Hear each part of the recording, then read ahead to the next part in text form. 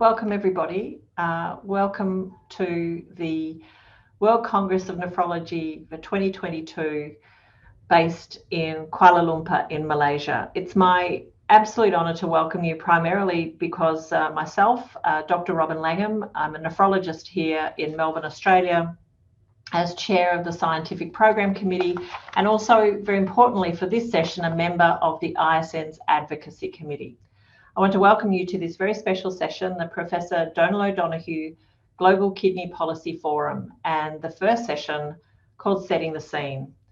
The Global Kidney Policy Forum grew out of a hugely recognised need for us as a nephrology sector to be able to be more active, to do more, to be more cognizant and more capable in the field of advocacy in terms of how we are able to influence, how we are able to improve, change policy that brings around improvements in kidney health for the community.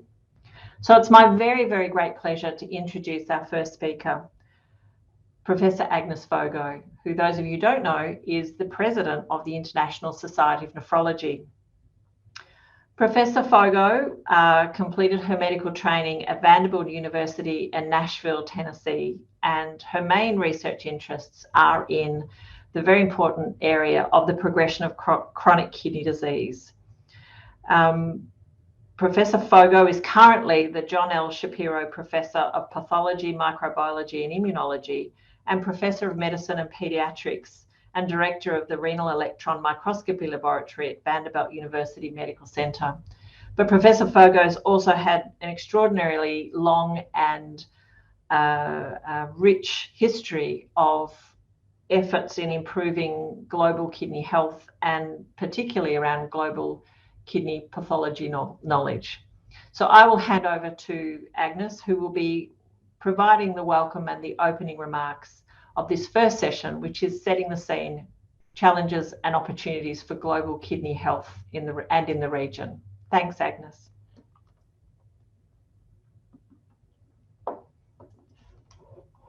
Greetings to all of you.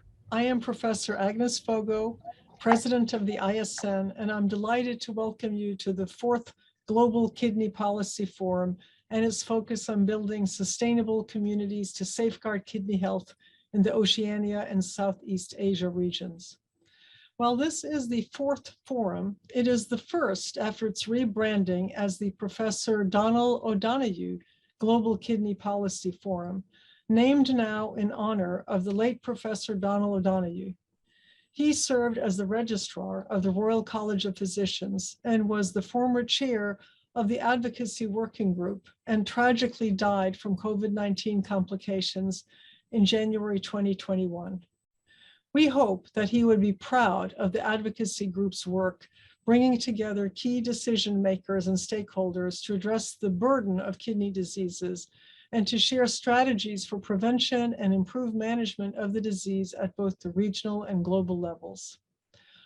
All of this work is underpinned by the 12 recommendations to improve global kidney health developed by attendees at the first forum held in Mexico City back in 2017.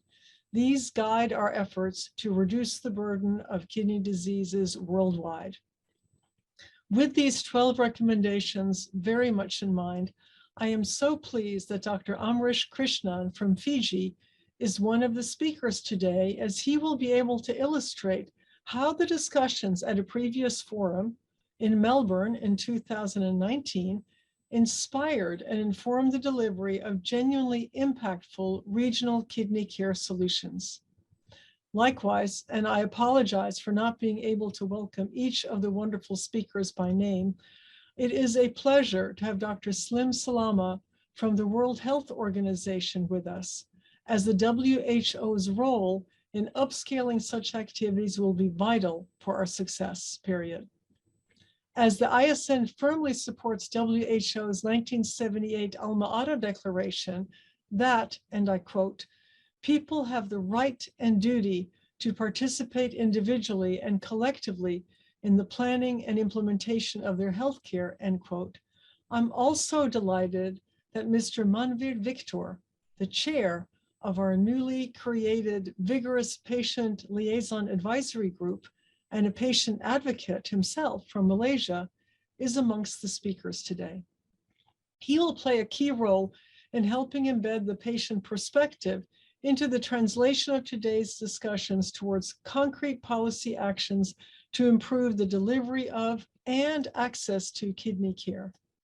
Before I hand over to Professor Robin Langham, who will chair the opening session, I would like to personally thank all of the speakers, the ISN support staff, and all of the attendees for your role in delivering another successful ISN Global Kidney Forum, and the first one named in honor of Professor Donal O'Donoghue.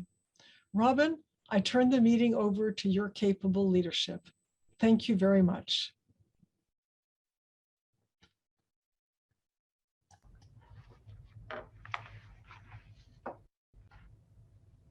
Thank you, Agnes. And I would also like to add my thanks to all of the speakers who are presenting in the Global Kidney Policy Forum this evening in Australia time. It is now my great pleasure to introduce Dr. Ong Lok Meng from Malaysia. The title of this session is to set the scene on challenges and opportunities for global health for kidney health globally and in the region. And it is specifically why Dr. Ong is here to talk to us about the challenges from the region. Dr. Ong is a senior consultant nephrologist and head of the Department of Medicine at Penang Hospital in Malaysia. And he's also the current head of nephrology services at the Ministry of Health Malaysia. And it's for this reason that he is going to speak to us on Malaysia's approach in building and safeguarding better and sustainable kidney health. Thank you, Dr. Ong. Good afternoon, everyone. I would like to thank the ISN for inviting me to give an overview of our approach to building and safeguarding a better and sustainable kidney health. The prevalence of dialysis has grown tremendously over the last few decades to a rate of nearly 1,400 per million population in 2018. Our national survey has shown that the prevalence of CKD among adults have increased from 9% in 2011 to 15% in 2017.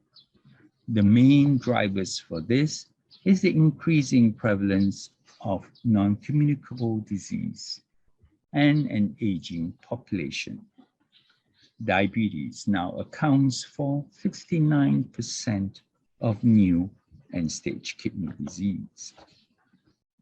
The Malaysian government has introduced many programs for NCD prevention at all stages of life, from prenatal to the elderly.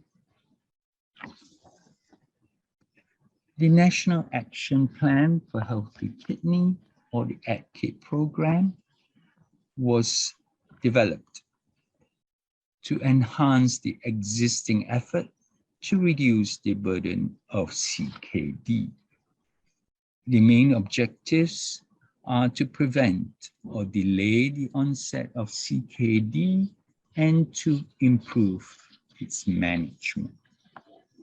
This is achieved through a better coordination between primary and secondary care. Key activities including raising awareness of CKD in the community and training healthcare providers to proactively screen at-risk patients and to provide optimal management using a wider range of treatment options. There are also outreach programs for nephrologists to visit primary care clinics, either physically or remotely. Many players are involved in public education. We form partnerships with organizations like the Malaysian Society of Nephrology and the National Kidney Foundation to organize events, including World Kidney Day. Information is also disseminated through other mediums such as websites and social media. Workshops have been organized to train healthcare workers on the management of chronic kidney disease.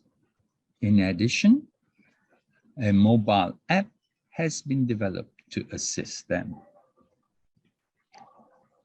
With advancing kidney disease,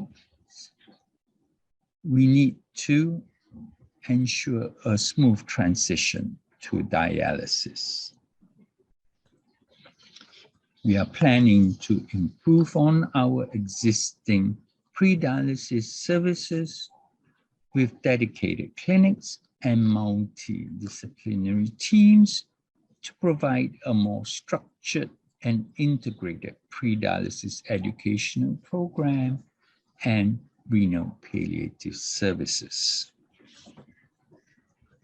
We are also expanding on our transplant program.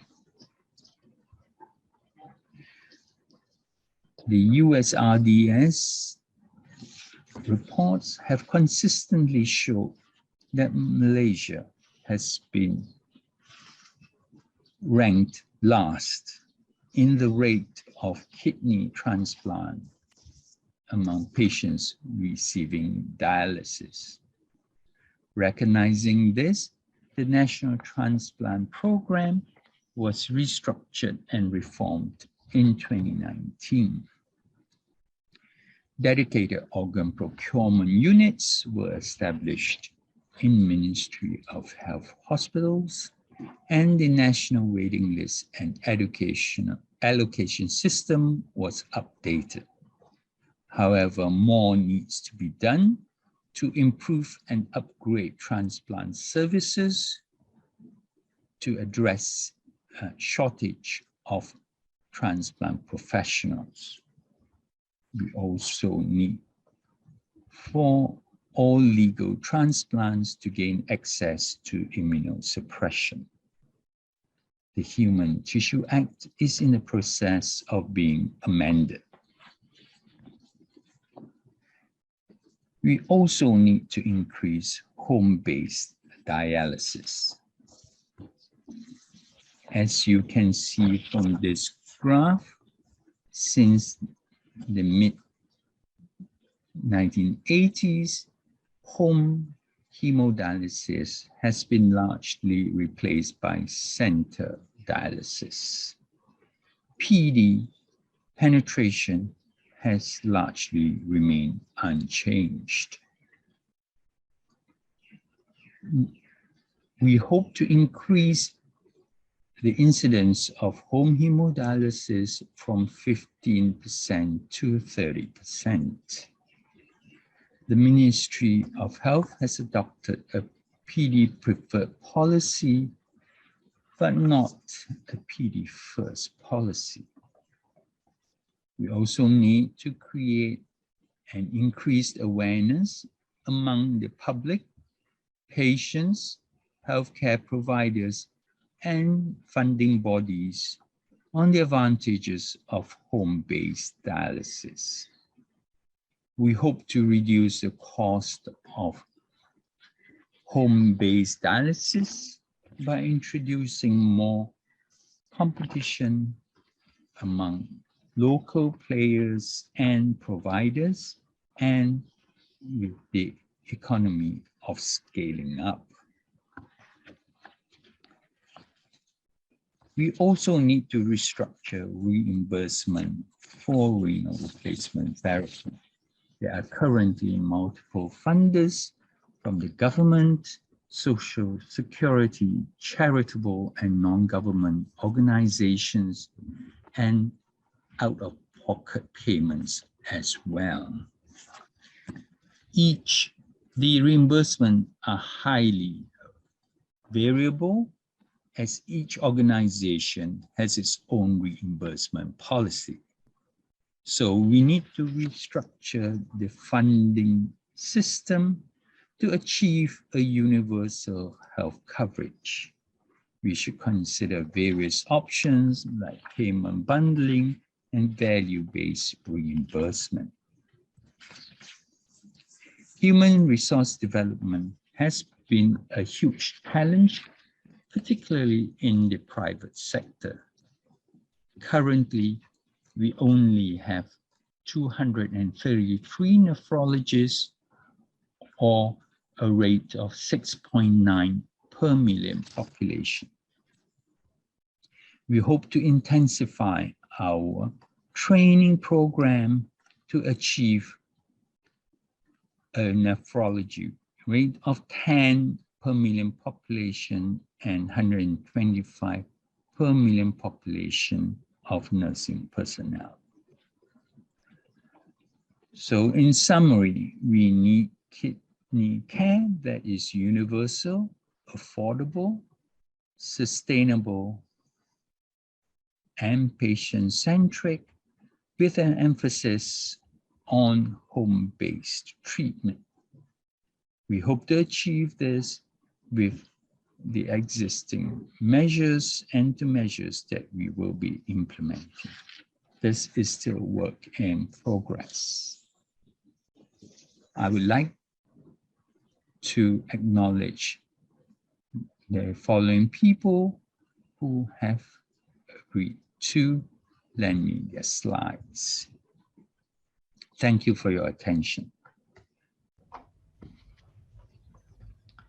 Thank you very much, Dr. Ong. A really excellent presentation of the current situation in Malaysia. I now would like to move on and introduce our next speaker, Dr. Aminu Bello. Aside from being a leading researcher, clinician, physician, scientist in the University of Alberta as a nephrologist in Canada, Aminu is also one of the very important leaders of the ISN's Global Kidney Health Atlas. And it is customary now at the Global Kidney Policy Forums for us to hear from those who conduct this multinational survey, which assesses the current capacity for kidney care, all designed around the 6 principles of the universal health coverage that's available in each country or region. So thank you, Dr. Bello. We will appreciate your time and also your talk you're about to give. Good morning, good afternoon, good evening, everyone, depending on which part of the world you are. My name is Aminu Bello. I am with the University of Alberta in Edmonton, Canada. I'm talking to you today on behalf of the ISN Global Kidney Health Atlas team in this important session.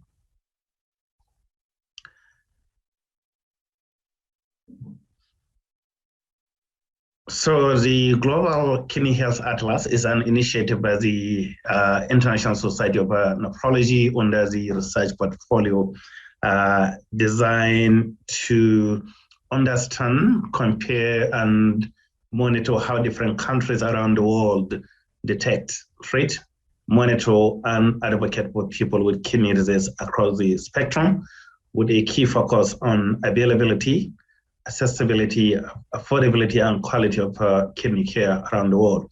The major focus of this presentation, with a regional focus on the region of Oceania and Southeast Asia.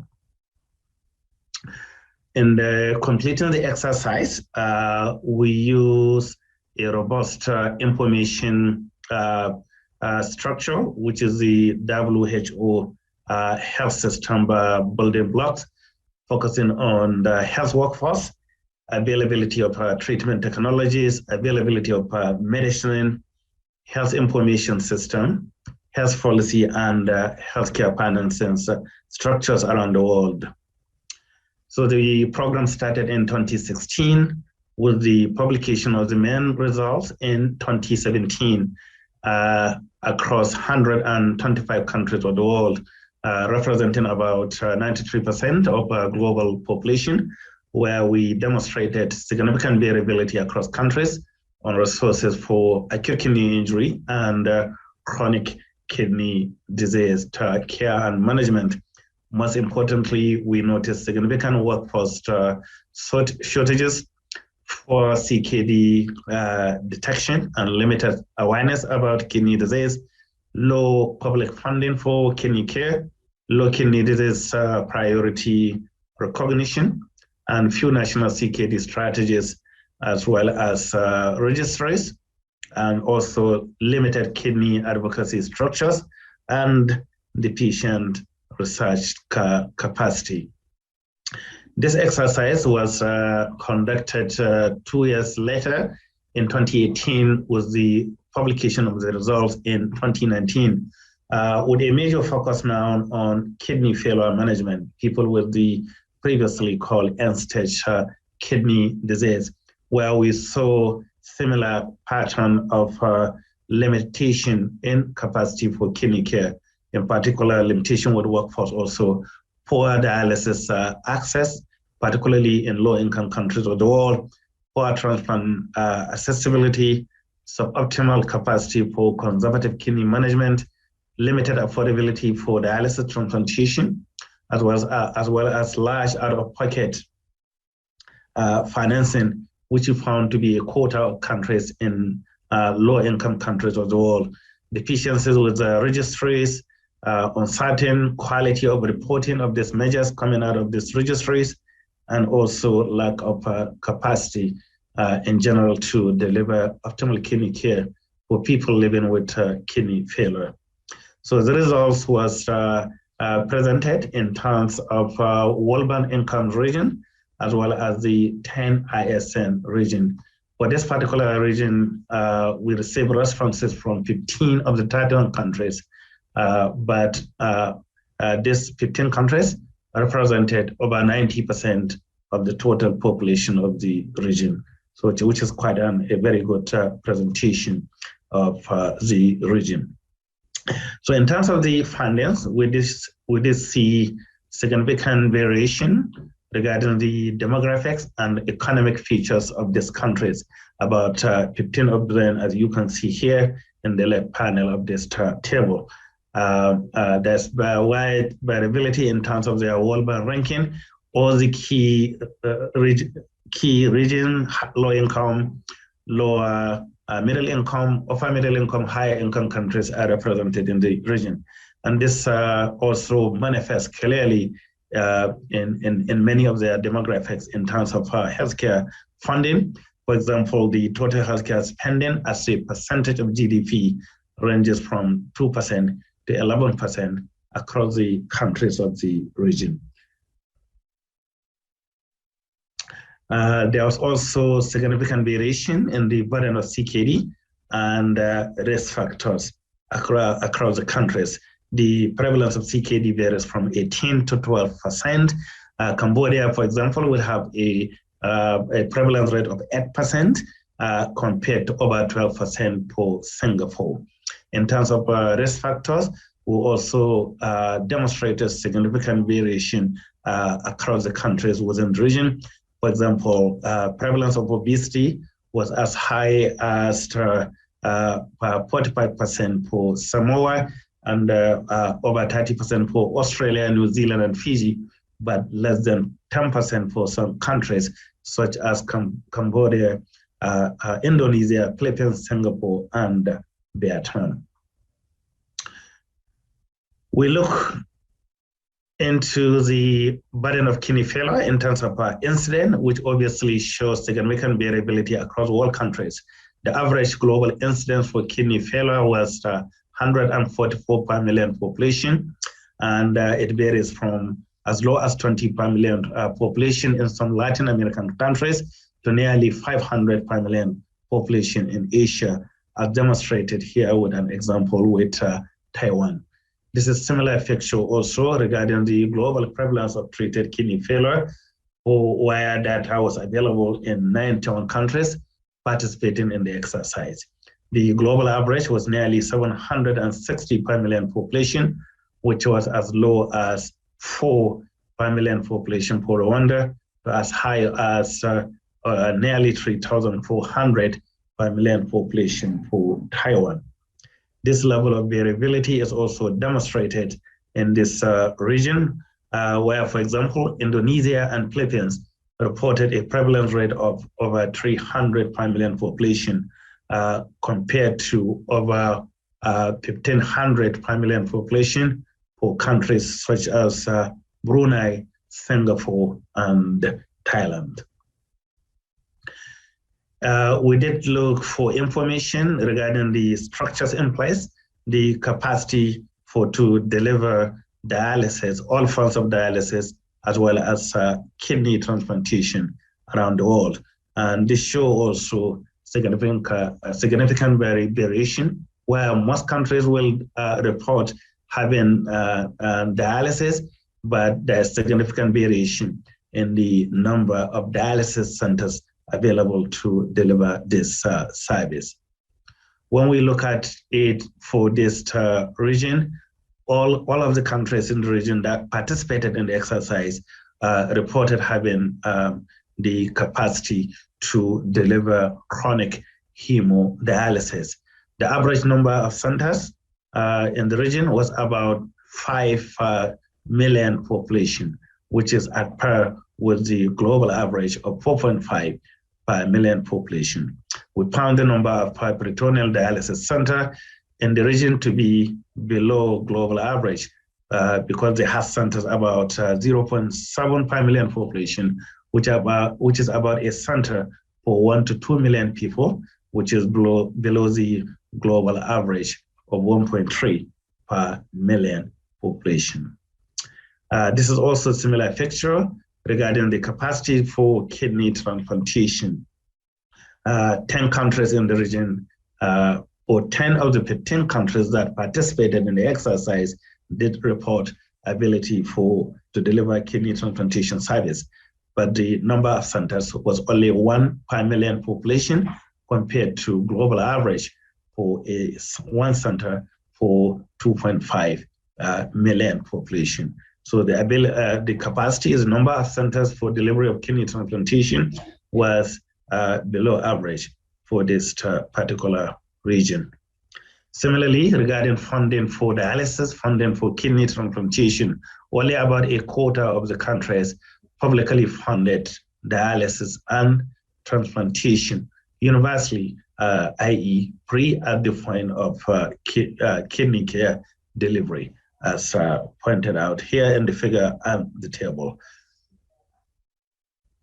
This is a similar picture also for financial coverage for dialysis medication in the region, where only 1/3, that is 33% of countries, provided this free at the point of care delivery. But they have done well as a region regarding funding for kidney transplant medication, immunosuppressive medication needed for people who had a kidney transplant, as about half of the countries were providing this medication free to people at the point of care delivery.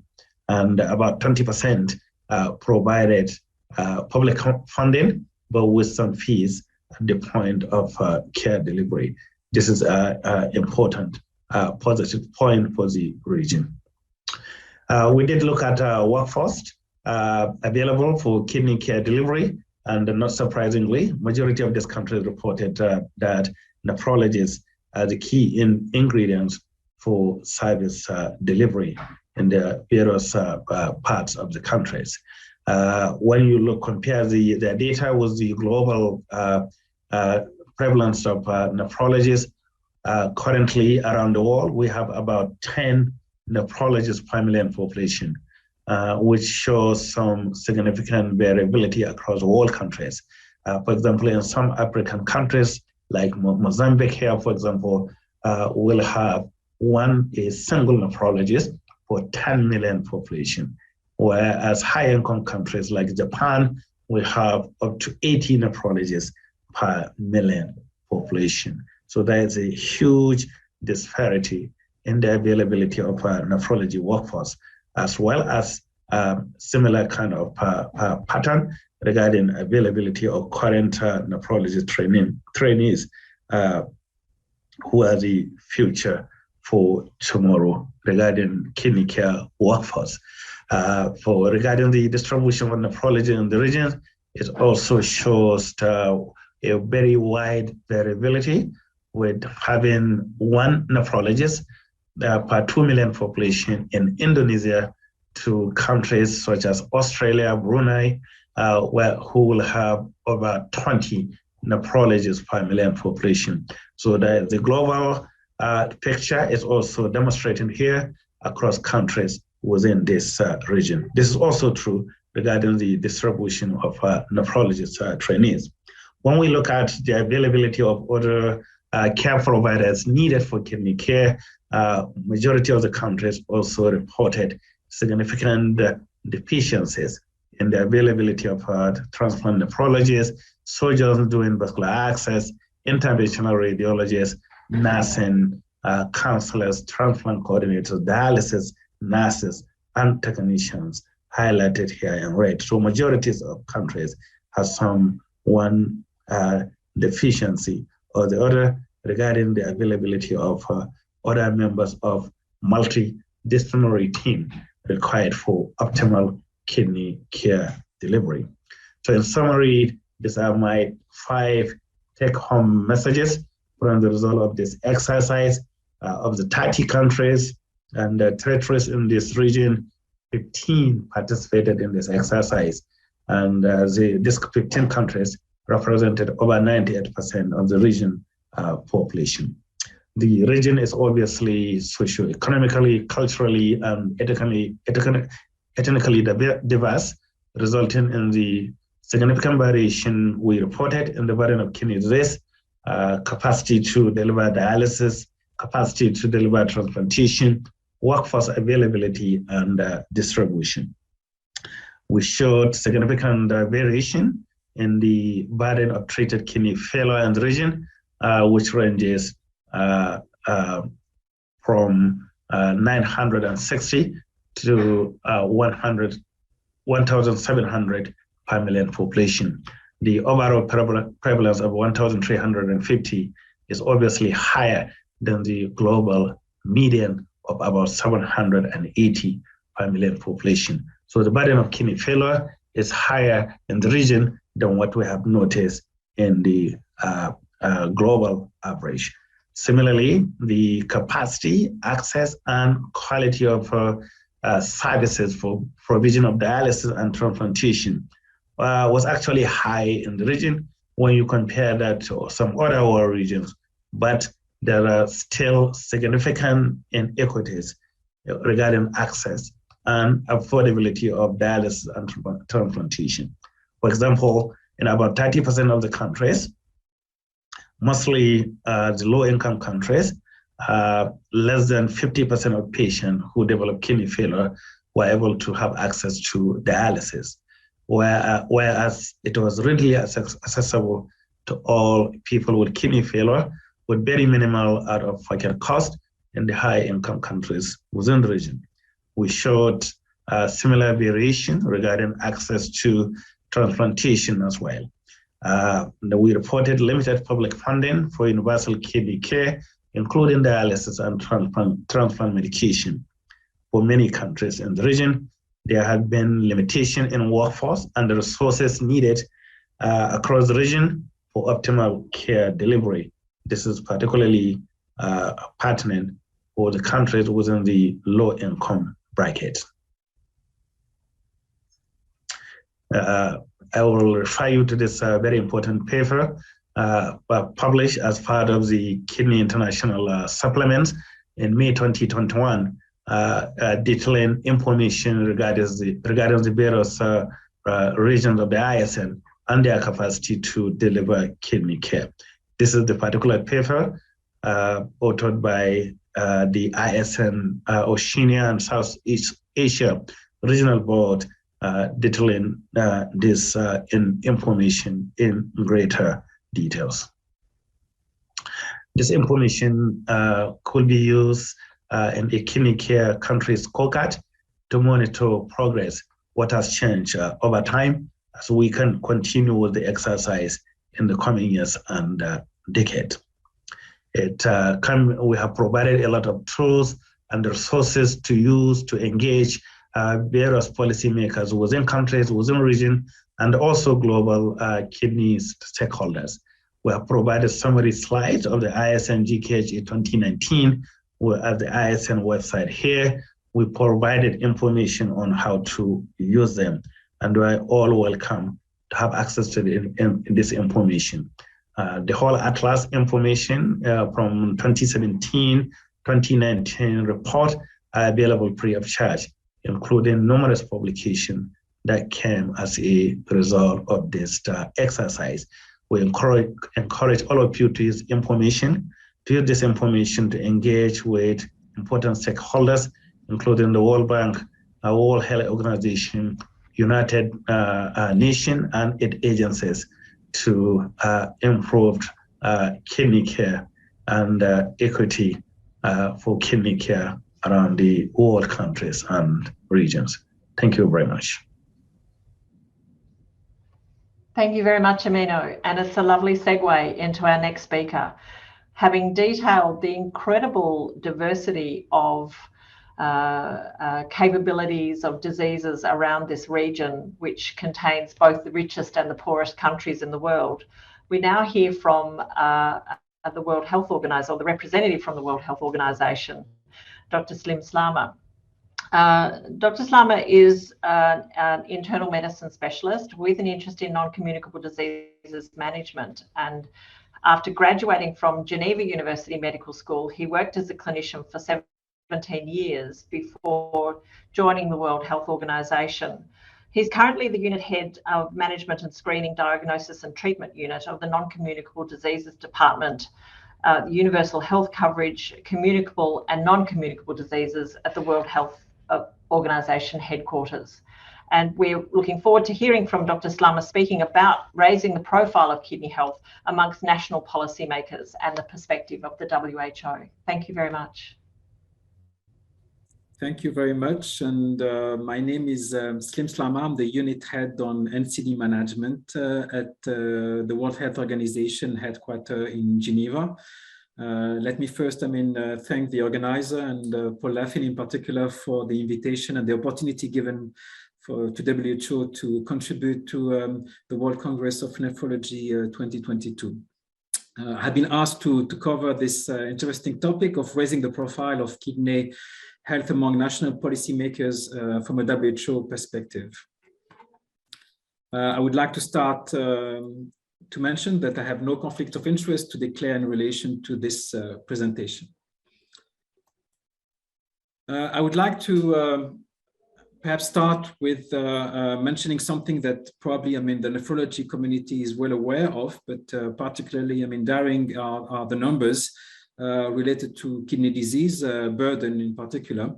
And as you know, these are also estimates. The chronic kidney disease affected population is more than 750 million individuals worldwide. More than 850 million people are estimated to have some form of kidney disease. This is twice, for instance, than the estimated number of people living with diabetes, or even more than 20 times the people living with HIV/AIDS worldwide. So just to put this in perspective with other chronic conditions and NCDs in particular. And the prevalence of chronic kidney disease for many reasons, and kidney failures are increasing over the world, but more rapidly also in low and middle income countries. And this is also a channel in particular with hypertension and circulatory disease, diabetes prevalence, and other conditions that affect kidney, of course.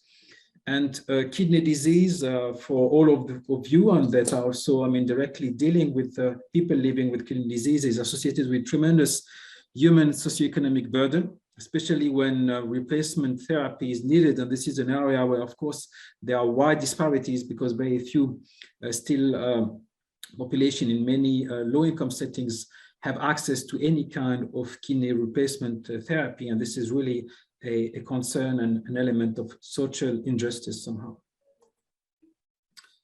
The mortality also due to kidney disease is very peculiar. You have here on the right side the leading cause of death globally, and you have seen combining both most of the cause of death are related to non-communicable disease, and in particular cardiovascular related and circulatory disease with ischemic and stroke. But you have also kidney disease here at the bottom, at part of the top 10, and you have the comparison between 2000 and 2019, and this is one of the fastest growing cause of death around the world, with no decrease has been seen in mortality related to chronic kidney disease in comparison to other NCDs and cardiovascular disease in particular, with a projected to become the 5th most common cause of years of lost by 2040. So really important to consider this in the agenda as we are moving towards universal health coverage and the SDGs. And the burden is also, as I mentioned, maintaining related to replacement therapy needed and the lack of access to it. And dialysis remain too often unaffordable. We're not covered through USC and prepayment mechanism, with the global dialysis expenditure reaching more than $57 billion, and around more than 180 million people experience catastrophic expenditures annually as a result of kidney disease across the low and middle-income countries.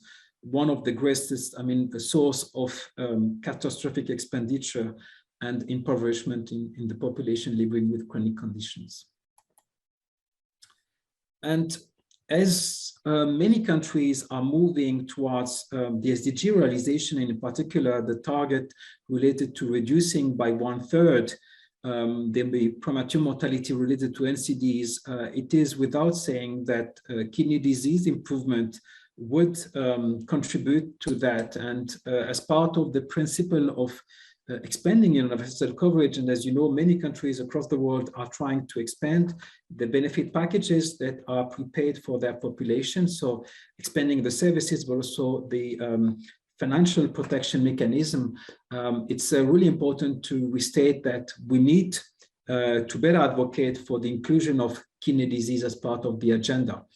And as part of the collaboration that the WHO have established with the International Society of Nephrology, one critical document that has been produced and actually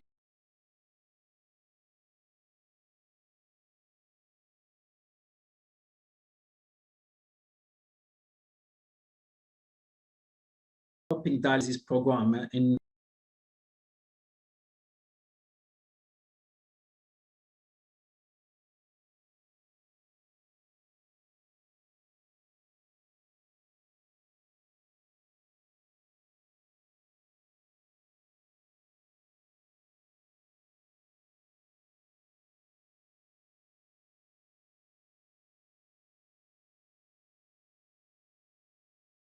aspect of it, as I mentioned, is when countries in their health sector reform are considering expanding what can be offered through, public funding through the public and the government, but also, through private sectors, is the starting point is often around the critical list of intervention that need to be as part of national health service package.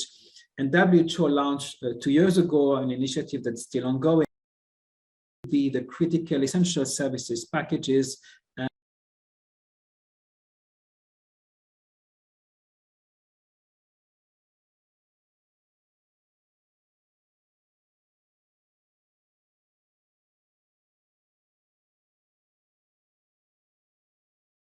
The COVID pandemic is still unfolded, and we have seen during these last years how much people living with NCDs, and in particular people living with kidney disease, were particularly vulnerable with the risk of contracting the infection, of developing more severe infection, but also in terms of mortality and case fatality rate. And this is just about the importance of vaccinating now, as we are discussing even boosters for vulnerable population. But more broadly, what the COVID pandemic have highlighted also is gap in the services in terms of interruption. This is just a snapshot of a recent survey that we have done, reviewing across 194 countries the description of services, and all type of services, including, of course, for dialysis, have been severely impacted by the COVID pandemic. And has somehow triggered two elements that were somehow positive. Is one, to highlight the gap in terms of ability, in terms of preparedness and response to emergencies and outbreak to maintain essential services, but also somehow a very positive, and the International Society of Nephrology and all the colleagues in the nephrology community is the ability of all our communities to adapt, to find mitigation measures. And this is just, an example about how the International Society and partners have been able to formulate responses to mitigate the impact of the crisis and make sure that dialysis services in low and middle and resource settings were maintained.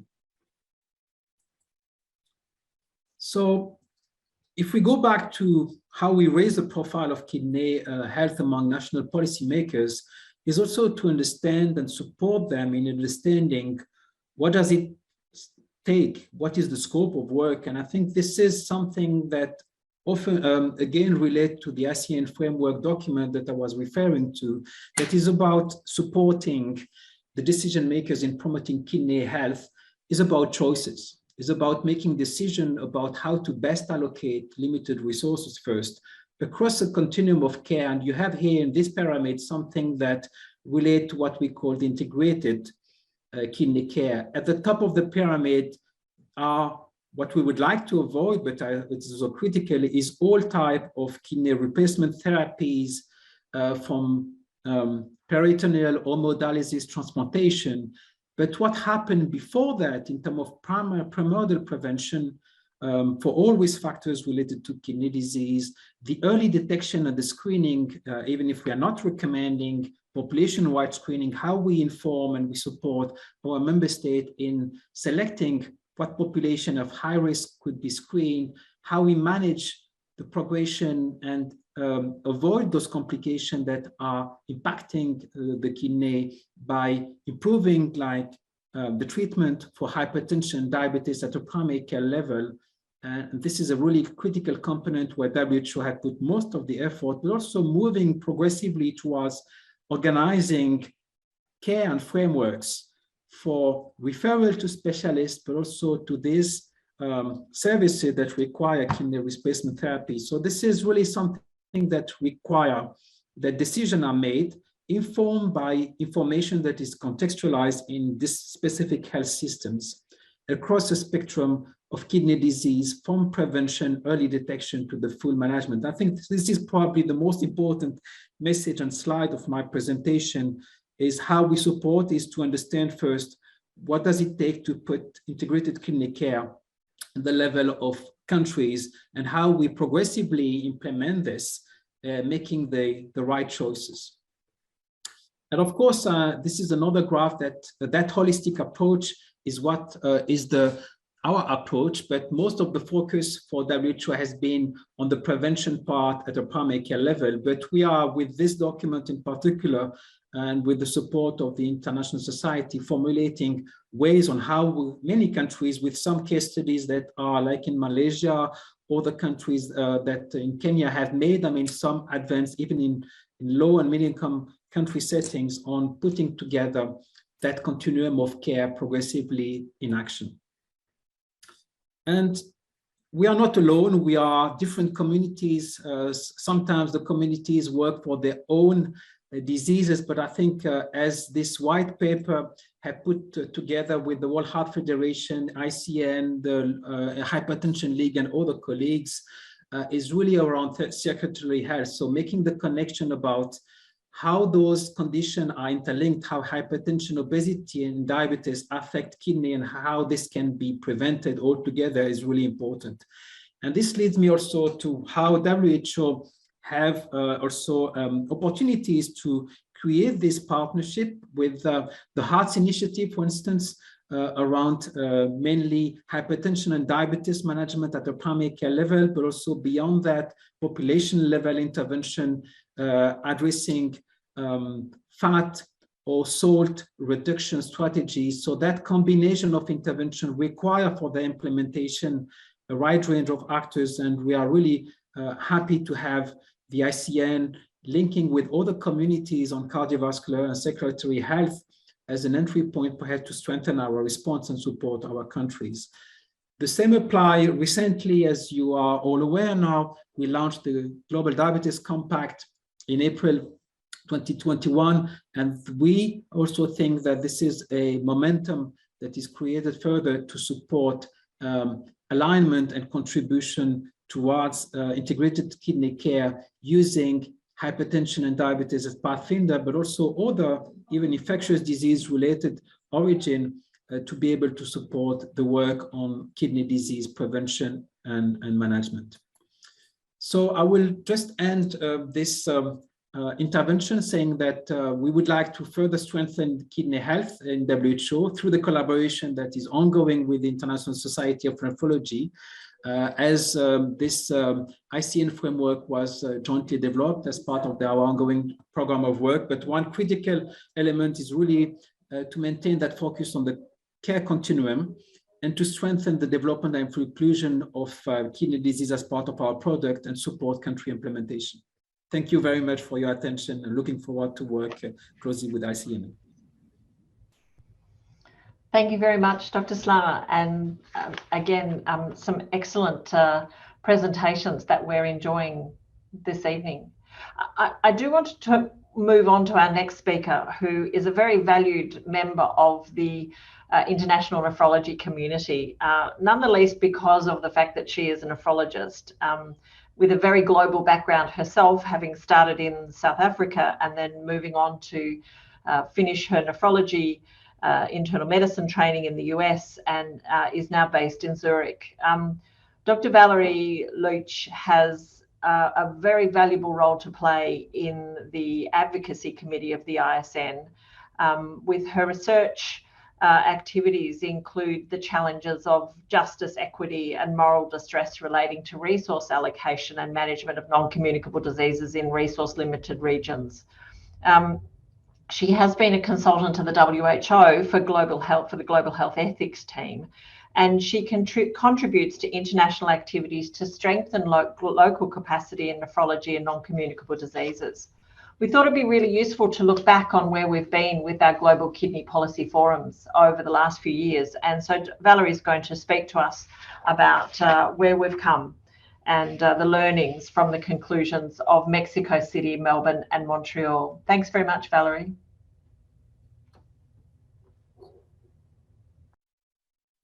So thank you very much for giving me the opportunity to participate in this policy forum. I will be briefly updating you on challenges and opportunities for kidney health in the region with the learnings from the conclusions of Mexico City, Melbourne, and Montreal. I don't have any disclosures. And just to begin with, we'll start with the opening remarks of the Mexico City Policy Forum, which was the first one in 2017. And these were given by Richard Horton, who is the editor-in-chief of The Lancet. And he stated that NCDs are the new neglected diseases, and kidney disease is the neglected of the neglected. And this really underscores why these policy forums are extremely necessary. And then the last policy forum in Montreal, we had the honor of having Sir George Allain, who was the previous director of the Pan American Health Organization, or PAHO. And he, despite being over 80, brought a lot of energy to the policy forum and stated, I would like to urge you to adopt a more aggressive approach, not only to educate, but to stimulate and animate, motivate and agitate, and change the docility of the NCD community. Provoke outrage at the inequity in how society is dealing with NCDs and CKD. So he as well brought a lot of energy and a lot of impetus explaining why it's important that we all focus on kidney disease and advocacy. So to begin with a brief overview of the first policy forum, which was in Mexico City. And here is a quotation from Jose Narro, from the health ministry. And he stated that health is one of the best social equalizers to reduce inequality, inequity, and imbalances in a country, a region, and the world. We need to achieve better health levels. And the topic of equity and inequity came forward a lot in that policy forum. And here are some of the solutions or proposals that were put forward that were really necessary in the region to raise the profile of kidney disease and improve kidney care. So first of all, it was recognized that we need, or they need, far better regional surveillance, data collection and registries in order to be able to track burdens and progress of disease. Several invitees described successes of educating primary care physicians, educating patients, and developing multidisciplinary models in terms of early detection, screening, and management of chronic kidney disease to try to delay kidney disease progression. And then also the importance of patient engagement, listening to the patients, and patients being really at the center of policymaking around kidney care and kidney health. And here a focus, again, examples given on health literacy, that if patients in the public are empowered, this will bring a lot forward. And then there was a presentation on universal coverage, which is possible for end-stage kidney disease care, as shown by Brazil. The next policy forum was in Montreal, and there were patient voices front and center. And here is a quotation from Nikki Scholes-Robertson, who is a very eloquent patient, but also scientist in kidney health. And she stated that seeing kidney disease patients struggling against movable barriers to dialysis and transplantation is heartbreaking. So here again, inequities and challenges came forward very strongly. And there, the conclusions were really that there is need for political leadership, national strategies. There was example from Vietnam on successful multilateral cooperation, which has supported a low-income country in building its renal programs. The importance also in some of the small island nations where they do not always have access to nephrologists, of retraining or training and adding skills to existing physicians and clinicians to try to support patients in kidney care and maintain quality. And also the idea of climate change was front and center at this policy forum, because this is very keenly felt in a lot of the island nations. And we know that dialysis can also contribute to climate change and pollution. And so this was an important theme at this policy forum. And then further on, they also emphasized the importance of revitalization of investment and the need to look after all non-communicable disease interventions. And in some of the islands as well, they are following the essential NCD packages, the PEN packages from the WHO, to try to improve general NCD health, realizing the comorbidities associated with chronic kidney care. Public-private partnerships to fund registries was illustrated by Indonesia, again stressing, as was seen in Mexico, the necessity of tracking the burden and the outcomes of patients. And then also the importance of regulation and regulatory policies to curb NCD risk factors, especially in the islands where there are enormous problems of diabetes, obesity, hypertension, risk factors for chronic kidney disease. The campaigns are necessary to educate the public, and also outreach is necessary to spread the messages. And the last policy forum in Montreal focused on the Caribbean, which is a very diverse region. And there the focuses really were on highlighting the importance in equities in access to care and in disease prevalence and morbidities in the indigenous populations, the minority populations, as well as COVID being front and center. And here, regarding the minority populations from North America, we all are aware of the push to change the race component of the EGFR formulas, and this was something that was stressed at this policy forum. And so essentially, to come back to the learnings, I think if I've had the privilege of being at all these policy forums, and the challenges expressed by the participants are really similar in all regions.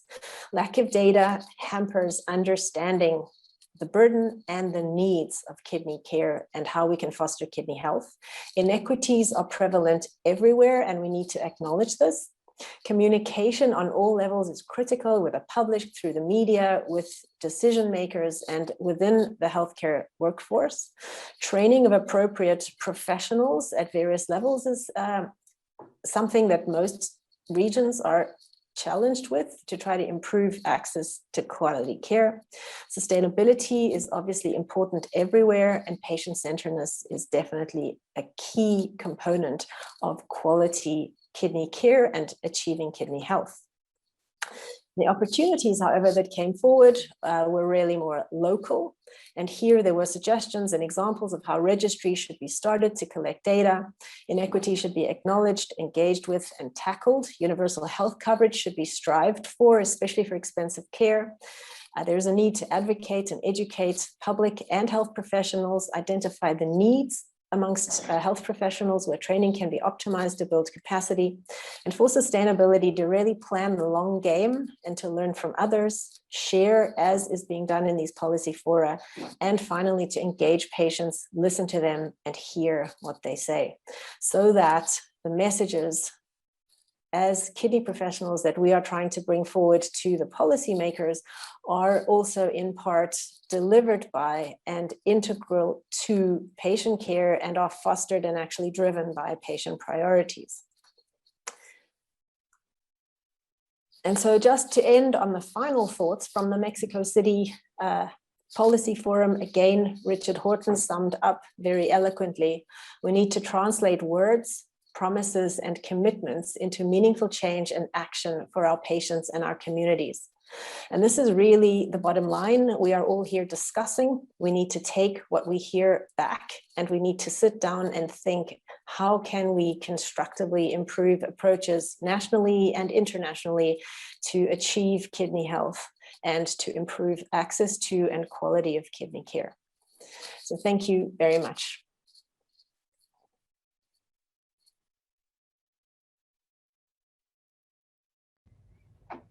Thank you, Valerie. What a wonderful presentation, and so nicely summarised as to the journey that we've been on. The next speaker I'm very proud to introduce as well, because he really represents some tangible outcomes for us from some of the work that's being done through the Global Policy Health Forum. Dr. Amrish Krishnan is a Fijian nephrologist. He's not just a Fijian nephrologist, he was the first Fijian nephrologist. And we're really anxious to hear from him about some of the work that he's been doing in the last 4 years, working in the public system in Fiji, establishing the Kidney Hub, which is a specialty hospital that provides treatment to Fijians and Pacific Islanders with chronic kidney disease and end-stage kidney disease. Thank you very much for your time, Dr. Krishnan. I will hand over to you.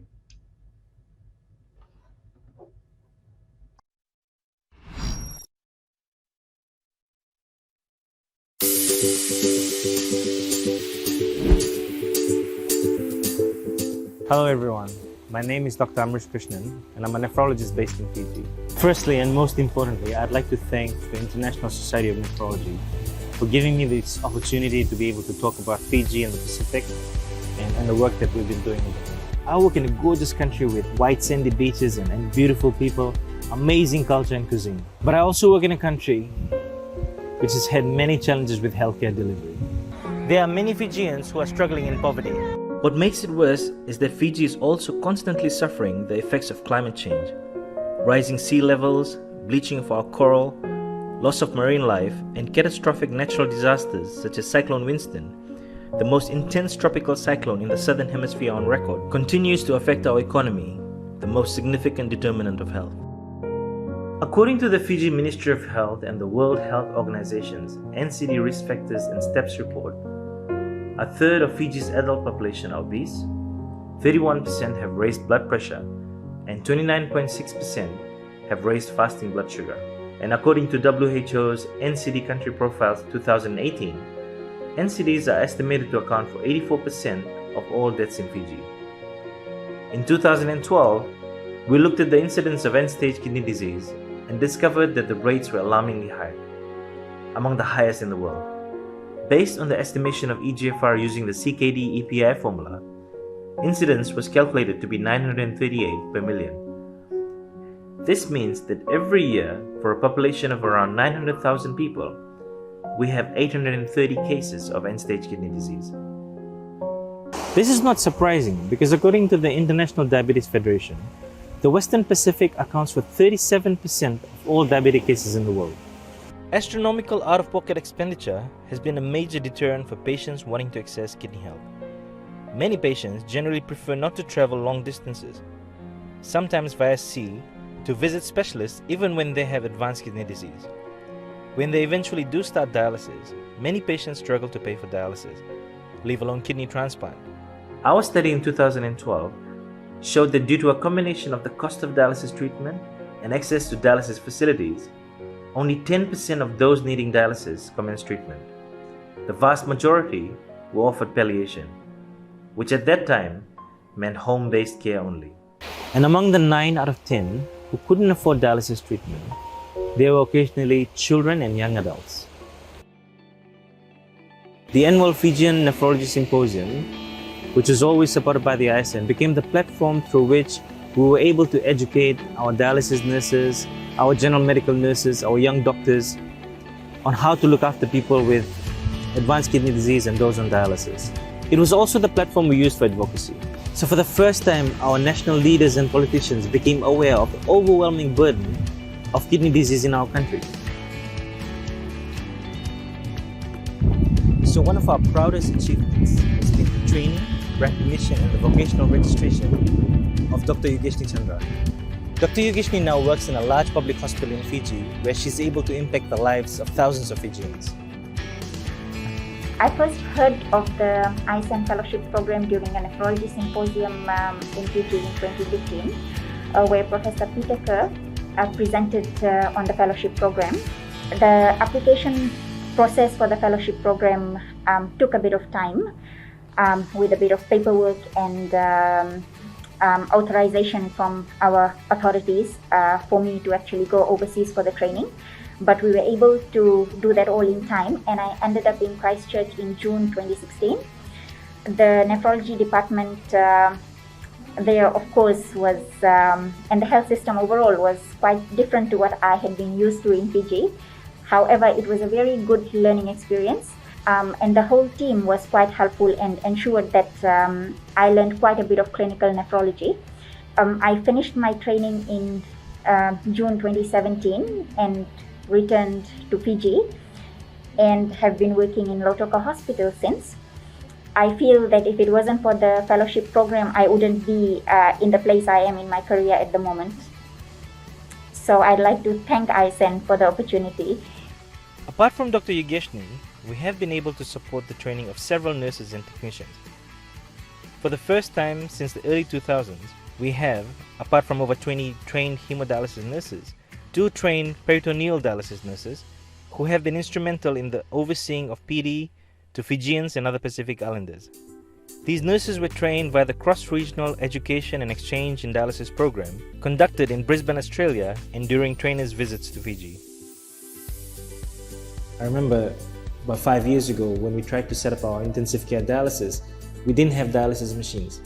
And with the help of one donor, we were able to get 2 not brand new, but used dialysis machines. Even with those 2 dialysis machines, we significantly changed AKI outcomes for patients admitted in the ICU. We strongly supported the ISN 0/25 initiative.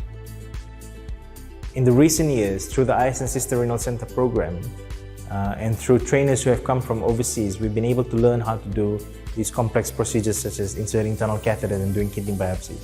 The ability to do kidney biopsies in the recent years has significantly changed our approach to the management of chronic glomerulonephritis and autoimmune conditions like lupus. No matter how trained people get, they're helpless without the right tools, equipment, and resources. Fiji has struggled with supply chain management and procurement of consumables for decades. The delivery of kidney health has often been hampered by lack of urine dipsticks and laboratory reagents to measure serum creatinine and assess kidney function. Usually in smaller rural public hospitals, but sometimes even in our tertiary centers. HbA1c monitoring is done infrequently, and treatment of acute kidney injury in our intensive care units become challenging when arterial blood gas machines are out of order. We have often resorted to the use of hemodialysis machines decommissioned in other developed countries. And even when machines are purchased, technical support for breakdowns is understandably challenging due to geography. Because of the huge burden of kidney failure and patients' immediate need for dialysis, it's easy to get distracted by tertiary services and lose sight of primary health, prevention and early detection of kidney disease. For the past 5 to 6 years, we have been advocating for the early detection of kidney disease through performing urine dipsticks and measurements of proteinuria. in those who are at risk of kidney disease. After much effort, thanks to collaboration from stakeholders, evaluation of urine protein has become incorporated in our national NCD and CKD guidelines. The sustainability of any health program depends on multiple stakeholders.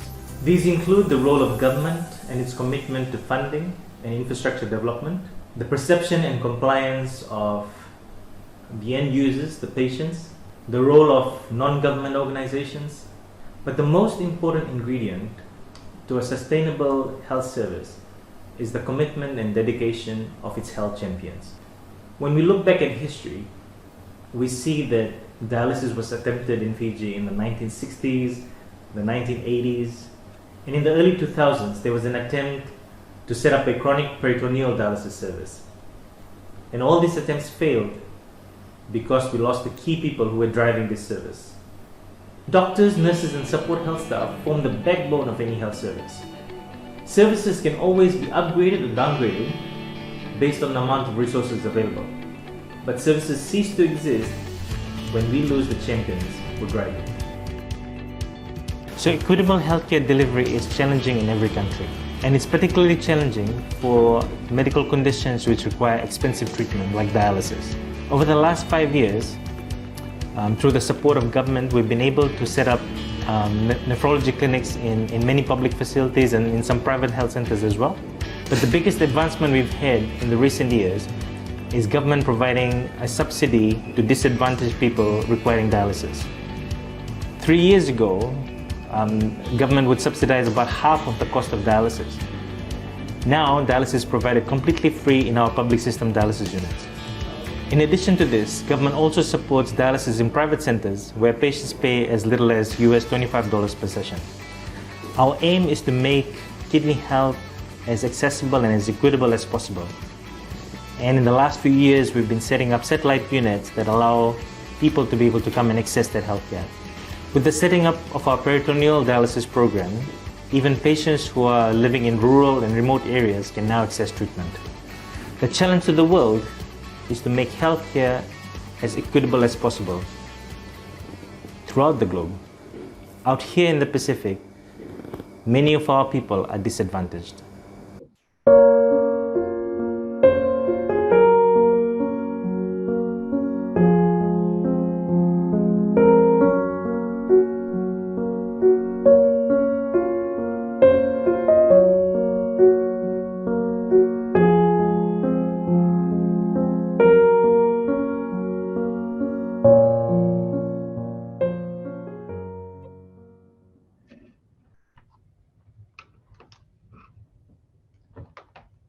Thank you very much, Amrish. What a fantastic presentation, and what a wonderful way to finish off this first session of the Professor Donal O'Donoghue Global Kidney Policy Health Forum. We do have a few minutes for a discussion with our panelists who are with us right now, and I would like to kick off first with a question for Dr. Krishnan. You've told us about the last 4 or 5 years and how you've set up some public facilities and some private health centres. I'm interested to know what you think were the main factors that led you to success, and what do you think were the main challenges that you had to face to achieve it? Hi, thank you, Robin, for the question, and thank you to the ISN for inviting me to speak at the World Congress of Nephrology. It's quite a big deal for me coming from a small island nation like Fiji. It's been a challenging journey. I think we've had lots of victories, and we've had lots of failures that we've had to learn from as well. And if you look at the way we've set up our clinics, we had to set up the clinics because there was an overwhelming demand for specialized care. And an example of that is young women with lupus. Prior to specialized nephrology clinics, there wasn't a very directed way of treating lupus, and a lot of women were exposed to high doses of steroids, and the outcomes were generally poor. And by having the clinics, it compelled us to read more and learn more and ask more questions and assistance from our international colleagues. And then we were able to then biopsy these young women and classify the class of lupus, then treat accordingly. So the demand was there, and I think the demand is what drove the clinics. But together with the demand, it was the support of the senior management and the Ministry of Health that allowed things to come into effect. The other thing was that when I first started this clinic, when we first started this clinic, they were starting in the main hospital, the tertiary center, which is the Colonial War Memorial Hospital, and the numbers just started soaring. But over time, we realized that those who are generally used to accessing private healthcare were actually becoming disadvantaged, because we had nephrology services within the public system, but we didn't have it in the private system. So we would then have to go out and provide clinics in the private system. But again, because at that time, really, it was just only me, I found myself stretched too far, trying to do too many things and trying to look after too many patients. And that was where I realized that we needed to have some sustainability in the way we were going to grow our human resources and obviously succession planning and capacity building. So I started moving away from the clinics to and started looking at a broader picture of trying to get more people involved, trying to create a team. And then we've gone now from no nephrologists about 5 years ago to 3 nephrologists in the country. And that by ratio, that's going from 1 nephrologist to 900,000 people to 1 nephrologist to 300,000 people. And it's made so much of a difference. Now we're good friends, but we're also great colleagues that collaborate with each other, both across the public and private health sector. And I think we're able to reach out to so many more people than we did in the past. So it's been an amazing journey. I think I'm looking forward to us going from 3 to 20 nephrologists in the coming years. Yep.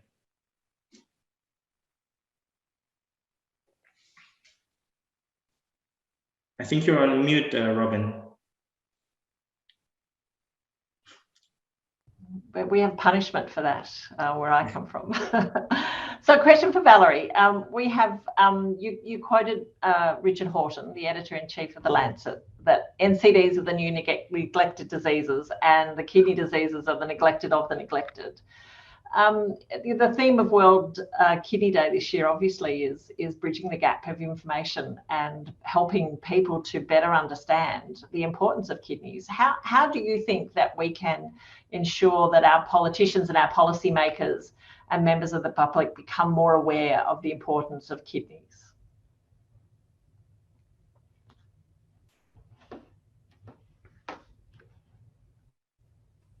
Thank you, Robin, and thank you for really allowing me to participate in this. It's been wonderful. I have to say that the answer is really Dr. Krishnan has shown in real time exactly how you do that. So he has walked the talk, has really produced data, and has advocated for and with his patients, has shown actually individual patient stories as well as the actual data, the demographics, etc. And I think Dr. Slim Slama from the WHO also showed the necessity to emphasize that kidney diseases and NCD. Kidney disease is a comorbidity of other NCDs. Many other NCDs are comorbidities of kidney disease. And so I think from our point of view, we need to produce data, we need to show patient stories, but also not show that looking at kidney disease will be an additional thing policymakers need to specifically think about, really emphasize this idea of integrated, holistic NCD care, which will take kidney disease under the umbrella. So for me, I think those are the main messages. Thanks, Valerie. We only have a few seconds left. I guess I would love to have heard more from all of you, and particularly Dr. Ong, about the most impactful strategies in your transplantation. But as we have completed time, perhaps we can catch up in the networking session afterwards and talk more. Thank you, everybody, for your participation. I'm going to wrap up this session and hand over to the next session chairs. So thank you.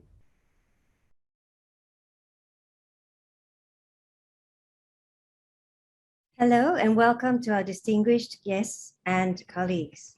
I'm Dr. Snita Bhavanandan, Deputy Chair of the ISN OSEA region and Head of the Department of Nephrology at Kuala Lumpur Hospital, Malaysia. I'll be chairing this session with Professor Jorge Cerda from the United States of America.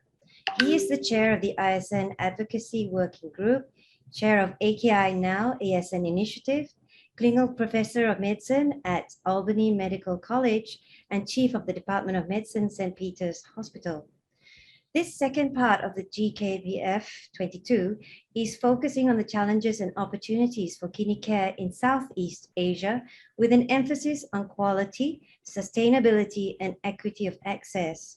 And although the focus is on Southeast Asia, home to 8.5% of the world's population, I believe that much of what we will hear and discuss in this session will be applicable to many other regions as well. So if you have any questions or comments, please feel free to post them on the Q&A feature, which is located at the left-hand side of your screen. So it's now my pleasure to introduce the first speaker, who is Professor Dr. Bak Leong Goh. Professor Goh is actually none other than the chair of the local organizing working group for WCN 22. He is a senior consultant nephrologist, head of the Department of Nephrology, and also head of the Clinical Research Center at Hospital Serdang.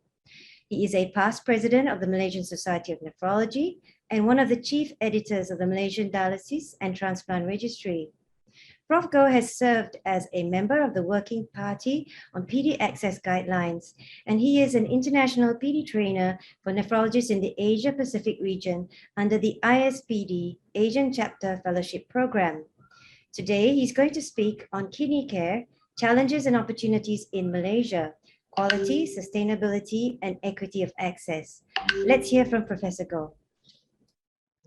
Thank you, Chairperson, for your kind introduction. My talk, the title is Kidney Care, Challenges and Opportunity in Malaysia. This is my disclosure. The outline of my talks will be first, try to convince you transplant is best, PD is better through science, evidence, and lessons from other countries. Then I will share with you where we are, Malaysia, where we are standing in terms of incident prevalence of ESKD, as well as mortality and some cost analysis. Then try to convince you transplant first and PD preferred policy by sharing with you what are the barriers that we can overcome. This is adapted from USRDS. It just shows you the 5-year survival for transplant is much better compared to both HD or PD. In terms of admissions days by modality, you can see that HD and PD has way more admission days compared to transplantation. In terms of reason for admission, especially in terms of infection, whether it's a pneumonia for bacteremia, you can see that transplant patient has less admission for infections related diagnosis. In terms of prevalence of cardiovascular diseases, also it's fine that overall transplant is much better compared to PD and HD. This is the incidence of ESKD in Malaysia, about 7,500 in 2020. Prevalence for HD is 43,000, PD is 5,000, and transplant is about 2,000. Total make it about 50,000 in December 2020. That put Malaysia in the top 10 in terms of prevalence of treated ESKD by country in 2018. So, in Malaysia, where are we heading? This is a predictive slide that we put it up about 10 to 15 years ago. It's predicted that there will be 50,000 prevalence dialysis patients, and this is very accurate. However, if the trend continues, the story can be graver. This is a paper that we predicted. If the current trends continue, in another 2 decades, probably there will be 20 incidents ESKD patient with a 100,000 prevalence ESKD patient. What is the driving force for this exponential growth of ESKD patient? First is nation become wealthier, will be able to provide more dialysis for patients with ESKD. And this is demonstrated by the distributions of RRT in Peninsular Malaysia and East Malaysia. And you can see that the West Coast, which is more endowed, they have higher percentage of HD centers compared to East Coast and East Malaysia, and mainly is in the private sector. The second reason for the escalations of ESKD patient is diabetes mellitus, which is still growing in everywhere in the world, especially in developing countries. Diabetes is the primary cause of ESKD in Malaysia. The third driver will be aging population, and you can see that from our National Renal Registry, the incidence and prevalence of those above 55 years old is almost 50%. That put Malaysia among the developed countries of 1,600 prevalence ESKD patient per million population. Are there some concern? Yes, in the early years, we observed that the mortality for the HD patient seems to be increasing, but over the last couple of years, it seems to be stabilized. There's also some concern that HD in the recent years may have higher mortality compared to a PD, as demonstrated by this slide, and you can see that the early years patient on HD seems to have a better survival compared to the recent years. There may be indications that mushrooming of HD centers has some effect on this. So where do we envision Malaysia in the next 10 years? We hope that we will be having bigger proportions of patients undergoing home dialysis and PD compared to the current status.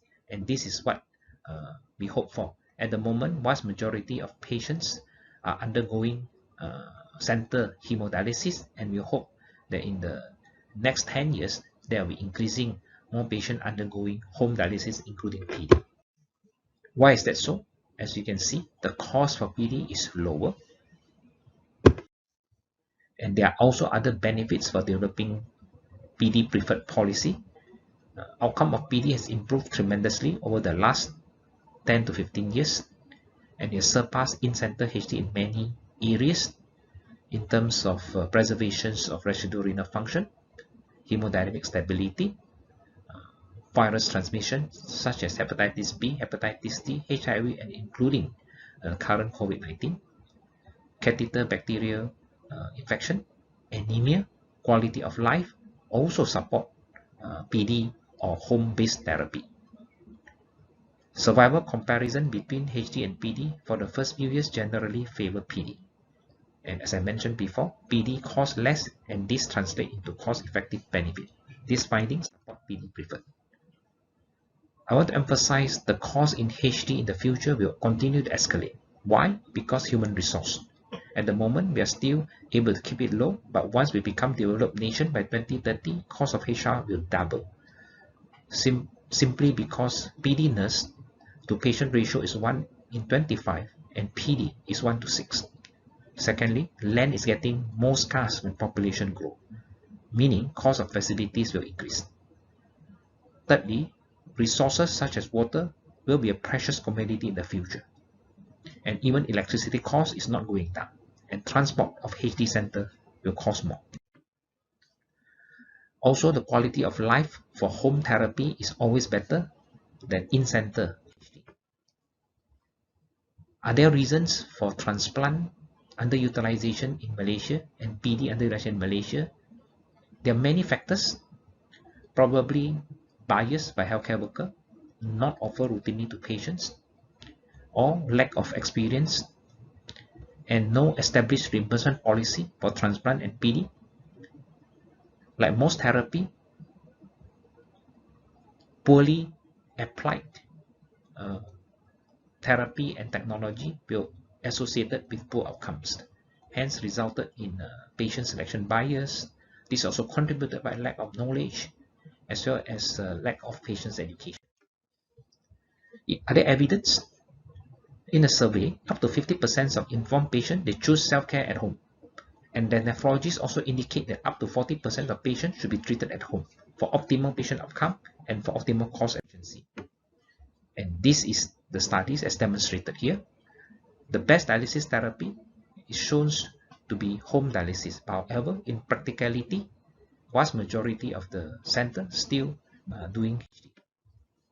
So in conclusion, ladies and gentlemen, incidence and prevalence of ESKD continue to grow relentlessly in Malaysia. Major culprit is diabetes, aging, and wealth. Aging kidney replacement therapy population is increasing and need to develop special care team to look after them.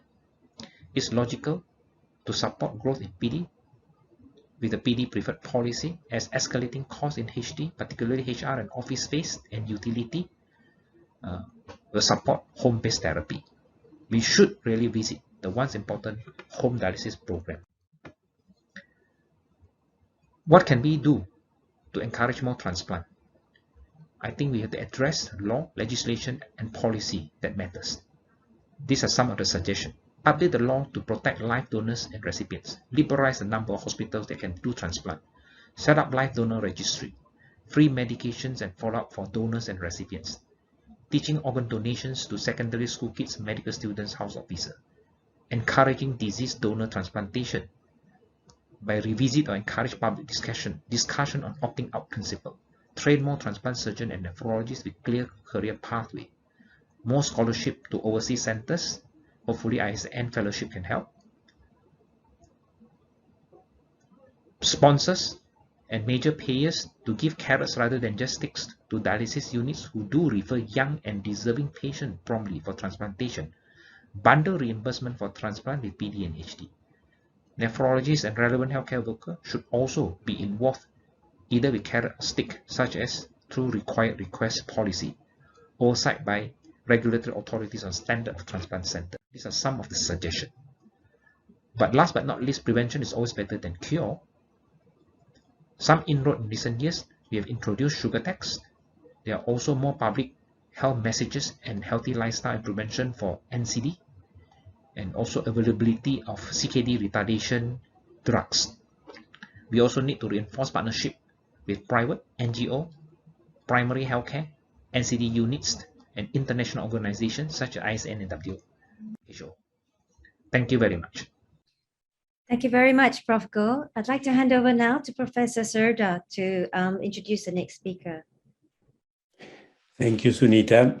It is my great pleasure to introduce Dr. Aida Lydia Sutranto from the Indonesian Society of Nephrology to discuss the challenges and opportunities in Indonesia, quality, sustainability, and equity of access.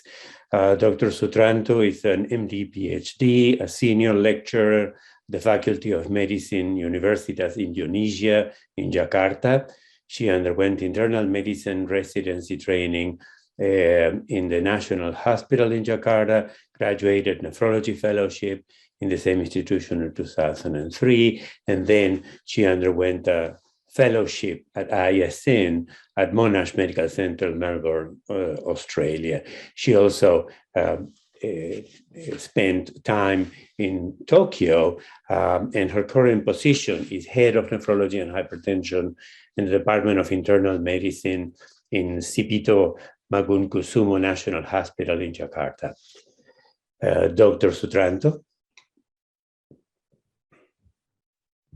Thank you, Chairman and organizing committee, for giving me opportunity to participate in this important meeting. My topic is kidney care, challenges and opportunities in Indonesia, quality, sustainability, and equity access. I have no conflict of interest related to this presentation. Indonesia is an archipelago country made up of more than 17,000 islands, 6,000 islands inhabited, with total population around 270 million. With this characteristic, we're facing challenging situation to develop an affordable and equitable kidney care. The estimated prevalence of CKD in Indonesia was 12.5%. Based on our dialysis registry, the incidence of kidney replacement therapy was 258 per million population, and the prevalence was 696 per million population. Although limited data is available, it gives the impression that CKD is increasing rapidly in our country. The two main causes of ESKD in Indonesia are hypertension, 55%, and diabetes, 29%. This is in line with the high prevalence of hypertension and diabetes among population. According to national data from Ministry of Health, the prevalence of hypertension in general population was 64.1%, diabetes 10.9%, obesity 21.8%, and smoking also high, 28.8%. Hemodialysis remains the most prevalence of kidney replacement therapy for end-stage kidney disease. The incidence and prevalence of chronic hemodialysis is keep increasing from year to year. Our latest data show that 69,000 of new patients, and in total almost 186,000 patients undergoing hemodialysis. Meanwhile, the incidence of peritoneal dialysis is actually also increasing, but the development of PD uptake is still very low compared to hemodialysis. This causes the proportion of peritoneal dialysis to be only 1% of hemodialysis. Likewise, with kidney transplantation, although there are more kidney transplant activities in some centers, their development is very slow compared to other modalities. Until now, we have only living kidney donor. So limited kidney donors is the main challenges for kidney transplantation modalities in our country. If we are looking at the age group in this slide, the highest number of dialysis patients in the range of 45 to 65 years old, which actually should have still been a productive age. National Health Insurance launched in 2014 and now cover around 93% of dialysis patients. And we can see in this slide that CKD is one of the catastrophic diseases that spend a lot of funds. It was number 4 after cardiovascular disease, cancer, and cerebral vascular disease. And National Health Insurance spent more than 2.3 trillion Indonesian rupee for kidney care, equivalent to more than 160 million US dollar. We have some barriers in effort to provide equitable of kidney care in Indonesia, such as the lack of a number of healthcare workers. Currently, we have only 960 dialysis units, and we have only 168 nephrologists. What we have done to overcome the low number of nephrologists is by involving internists and general practitioners in dialysis care, giving them dialysis training for 3 months and also certificate. So certified general practitioners act as a doctor in charge in dialysis unit, and certified internists responsible for dialysis services. Nephrologists act as a consultant. They do not have to be physically present in dialysis unit. However, they are able to give consultation anytime, either by phone or by email. This is the prediction model to estimate end-stage kidney disease burden using time series linear model based on the local data in West Java province. Show that in 10 years, there will be a significant increase in the cumulative incidence from 157 to 251 per million population. And estimated 10 years cumulative prevalence will increase from 692 to 1,255 per million population. If these conditions still persist, it becomes less and less patients have access to dialysis treatment. Our Ministry of Health conducted health technology assessment in 2017 and indicated that PD had a lower cost compared to hemodialysis as a modality of kidney replacement therapy. Although we understand that kidney transplantation is the best in terms of cost and outcome, but we have limited donors. Therefore, the best way is to increase the coverage of peritoneal dialysis. For this purpose, we held stakeholder meeting in 2019, inviting all stakeholders involved in kidney and dialysis services. And we thanks to ISN, Professor David Harris, Professor Vivek Kananja, and also Dr. Adrian Yu from Asia region for continuous support, capacity building activities, Sister Renal Center program, training and workshop. And we fixed 3 main programs at that time. Expansion PD program, strengthening prevention program, and in collaboration with Ministry of Health, involving health regulatory related to kidney care. Ministry of Health, in collaboration with our society, ran a PD pilot project in 5 district hospitals in West Java and identify various barriers that exist in increasing PD in the region. And then we provided the implementation program to increase PD uptake in 7 referral hospitals throughout Indonesia. And this center will then in turn train and support other hospitals in their respective district. I would like to close this presentation by propose a care model for sustainable and equitable kidney care based on the barriers encountered and a possible solution. We are facing a high burden of CKD and limited access to kidney replacement therapy. So we are aware that the prevention program and early diagnosis of CKD is essential and enhance integrated ESKD care with the expansion of PD program. For shortage personnel, we need to develop appropriate training program strategies to enhance workforce capacity.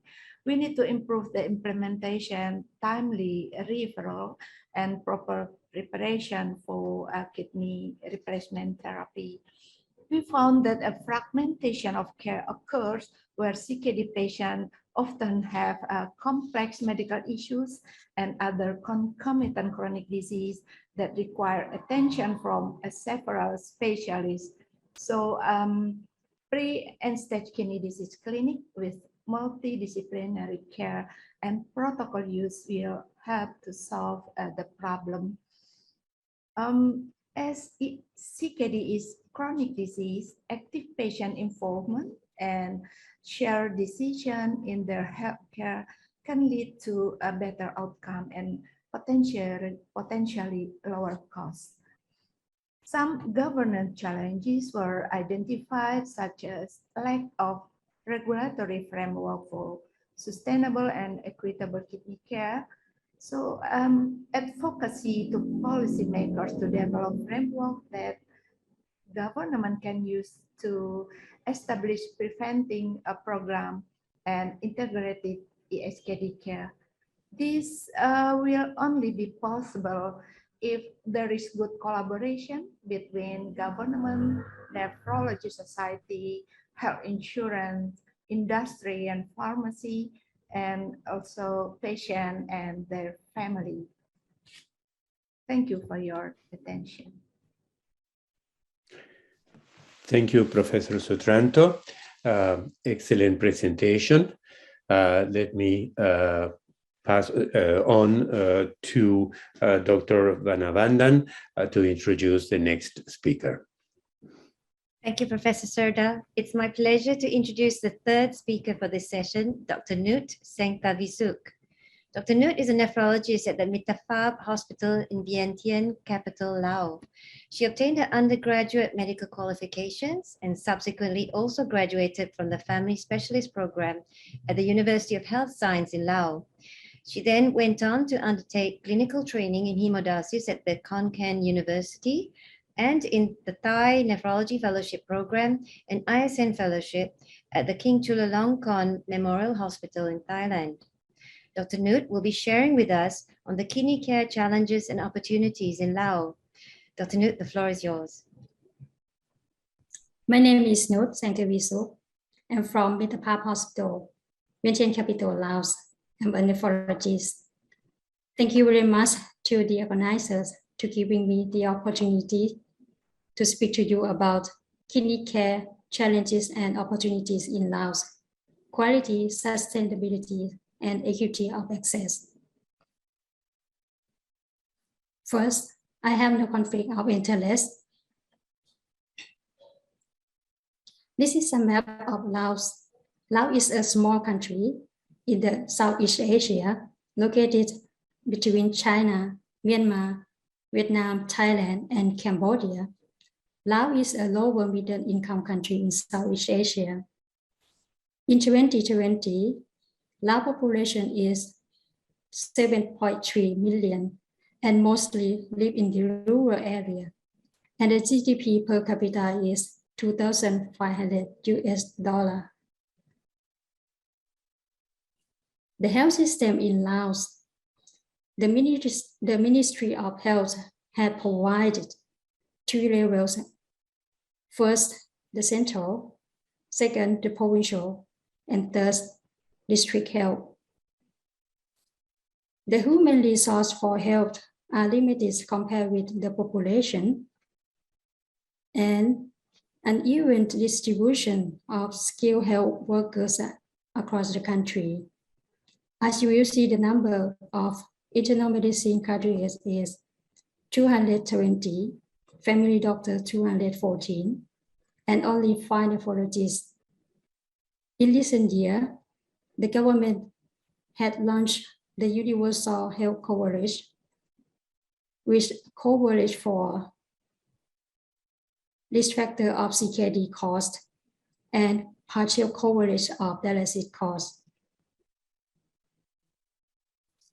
The kidney disease in Laos, the data on national burdens of kidney disease are limited.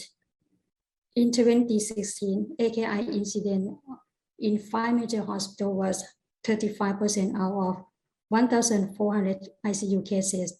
In past 2 years, the number of advanced of CKDs at Mitapap Hospital was 3,300 cases, and the number of ESKD on dialysis in 8 major hospitals was 1,500 cases, and a small number of ESKD access transplantation at abroad before pandemic. And we also don't know the incidence of kidney disease in the rest of country. The challenges for us, the lack of healthcare workers, limited access to kidney replacement therapy due to the geographic and the place of dialysis service, lack of dialysis equipment due to the high price, inadequate quality of care in pre-dialysis CKD and ESKD.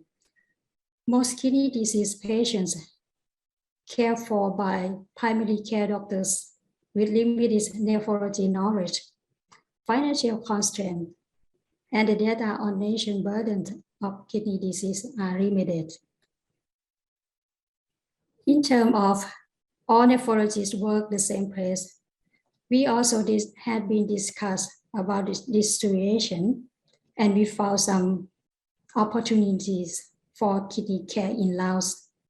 First, proposed early CKD care models in district hospital by improving nephrology knowledge for doctors or general practitioners to focusing on screening early CKD and control risk factors of CKD like diabetes, hypertension, obesity, and high salt diet, and continue systematic monitoring and evaluation by nephrologists.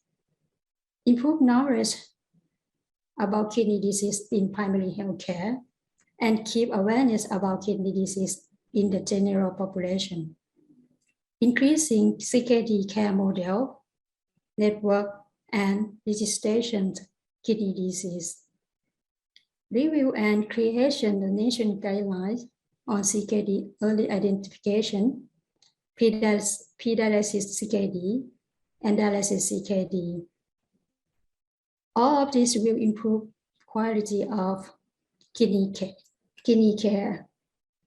And to be sustainability of kidney care and equity of access need the support of Ministry of Health. Thank you very much. Thank you very much for that excellent presentation, Dr. Nut, and thank you for the insights that you shared. I'll hand over now to Professor Serda to lead the way in the Q&A session. We have a couple of questions for each speaker. Thank you, Sunita. Before we start the questions, let me remind everybody that there will be a networking session at the conclusion of the last session at between 18:45 to 19:30 local time, where additional questions can be put to the speakers. Thank you. So excellent presentations, all of yours. Let me get started with some questions for you all. To Dr. Go, you gave useful recommendations on how to improve kidney care in Malaysia. What do you think are the major obstacles in achieving these improvements?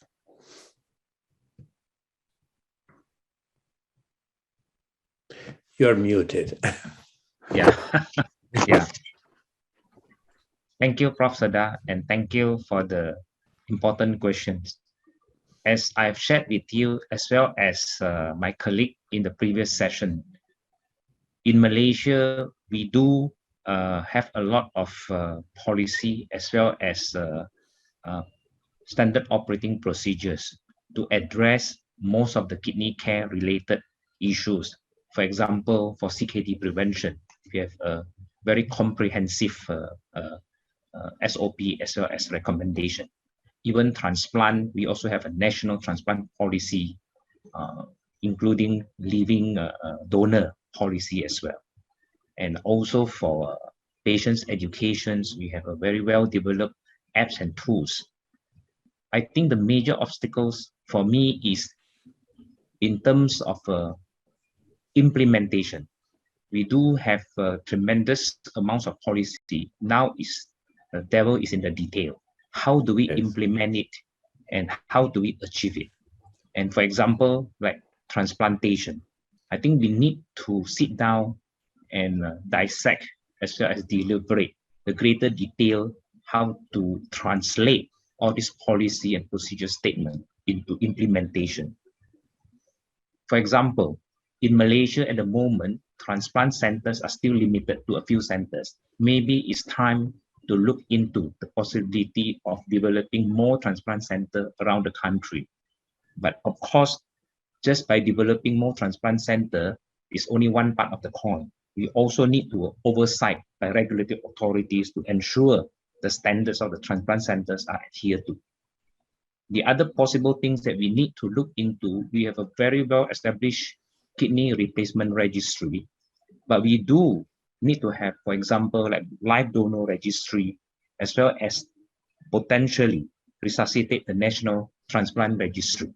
I think these are the important aspect as well, because we do need to have probably some form of policy to update as well as potentially the law to protect both the recipient as well as the donor. Without knowing the data, without knowing the baseline, sometimes it's very difficult for us to implement or find out where are the shortcomings or the gap as far as the live donor is concerned. We also need to, in terms of education, maybe talk about targeting people like in secondary school or even in primary school or medical students to make them understand the importance of transplant in the context of the whole thing, and to make it like a daily discussion. Or even more important thing is that I do think that in Malaysia, to increase the number of transplant, we need to invoke public discussions of certain policies and law, which previously we think that it is a bit too premature, or the Malaysian public is not ready. What do I mean by that? For example, opting in and opting out, what are the pros and cons? It's for the public to discuss and eventually make the decision what is the best for the society. We also need to look into the possibility of working with international organizations such as ISN, WHO, in terms of getting support policies for overseas training, as well as sharing the expertise, sharing the resources. And I'm sure that we'll train more surgeons as well as nephrologists in this area. And last but not least, I'm actually interested in some form of bundling reimbursement. At the moment, most of the reimbursement policy is linked to hemodialysis. And when we talk about bundle of reimbursement policy, I think we should factor in transplantation. What do I mean by that? For example, if those centers that encourage a suitable and young dialysis patient opted for transplantation, that particular center should be given some form of credit or bonus or investment, so that they have benefit out of it because they successfully get a patient out from their center and they receive some form of bundle reimbursement, plus they can receive another new patient. So this is just some of the thought. The second thing is, besides implementation, we probably need to buy in the public, I think. It's not easy to get the public buy-in. And as I mentioned, some of that, and that has to be engaged in what we are, the current generations are more in tune to. For example, we need the people who are more familiar with the power of social media, for example, or even apps, etc., to continue to engage them, generate a network as well as a discussion. I think that is very important as well. So these are just some of the obstacles that I think we can overcome. Thank you. Excellent. Dr. Bhavanandan? Yes, perhaps we can send the next question to Nut, because there's a couple of comments and compliments actually, which I'll read here. Excellent talk, Nut. Great services in Laos. What are the possible reasons for low numbers of CKD? Is it a matter of diagnosis or accessibility? And how do you plan to expand the services? Quite difficult and in Laos. So I plan to expand, I plan to set like a pilot project to create a service in the district hospital. So we can look for the data, and after that we can increasing the network of like a model to the provincial like that. So I hopefully we can get more data. Nut, that leads to another question here about whether there are any low hanging fruit or things that can be addressed more easily that the ISN regional board perhaps can help to engage support from policymakers or health stakeholders. I think ISN may support us like a training. So if the pandemic is okay, we can ask the ISN to support us like that, to training in our country. Yeah. Understand. Yes. Let me perhaps ask a question to Dr. Sutranto. You have the great difficulty of an enormous number of islands, which are fairly separate from each other. And we are facing in the North American non-English, non-Spanish speaking islands in the Caribbean, a similar problem in that islands tend to have lesser medical services and lesser developed modes of diagnosis, etc. How have you solved the difficult problem of multiple islands not easily interacting? Yes, thank you, Professor Serda, for the questions. So this is the big barrier for us to provide equity kidney care. So we realized that we need to improve actually PD coverage to improve equity kidney care, but we are facing some barriers that we identified include, among others, late referral so patients didn't have enough education for PD, and also lack of knowledge of healthcare worker, especially in primary health service, and limited number of dedicated PD nurse that we have. And also the other barrier is lack of incentive for healthcare worker for doing PD, although only half of PD service covered by the National Health Insurance. So we have provided with all related stakeholders, discussing all the barriers we have. Then we committed to increase PD coverage in our country. And now in collaboration with Ministry of Health, we provided PD training in many referral hospitals in our country. Even in a pandemic of COVID, we provide with hybrid manner, and our MOH and also National Health Insurance promise to improve the incentive for doing PD. Thank you. Excellent. Sunita? There's a question here for Professor Bak Leong. Excellent presentation. How do you foresee strategies to make PD first policy in Malaysia, and what challenges are anticipated? Thank you, Sunita, and the participant who raised these questions. I need to make it a bit clearer. In Malaysia, even though if I ask you personally and some of my colleagues, we would really prefer to have PD first policy. But what we are actually implementing is probably more towards a PD preferred policy. Of course, there is a historical reason for that, because in Malaysia, when we started off in the 70s and 80s, kidney replacement therapy are mainly focused on hemodialysis, and that has evolved until rather successful. And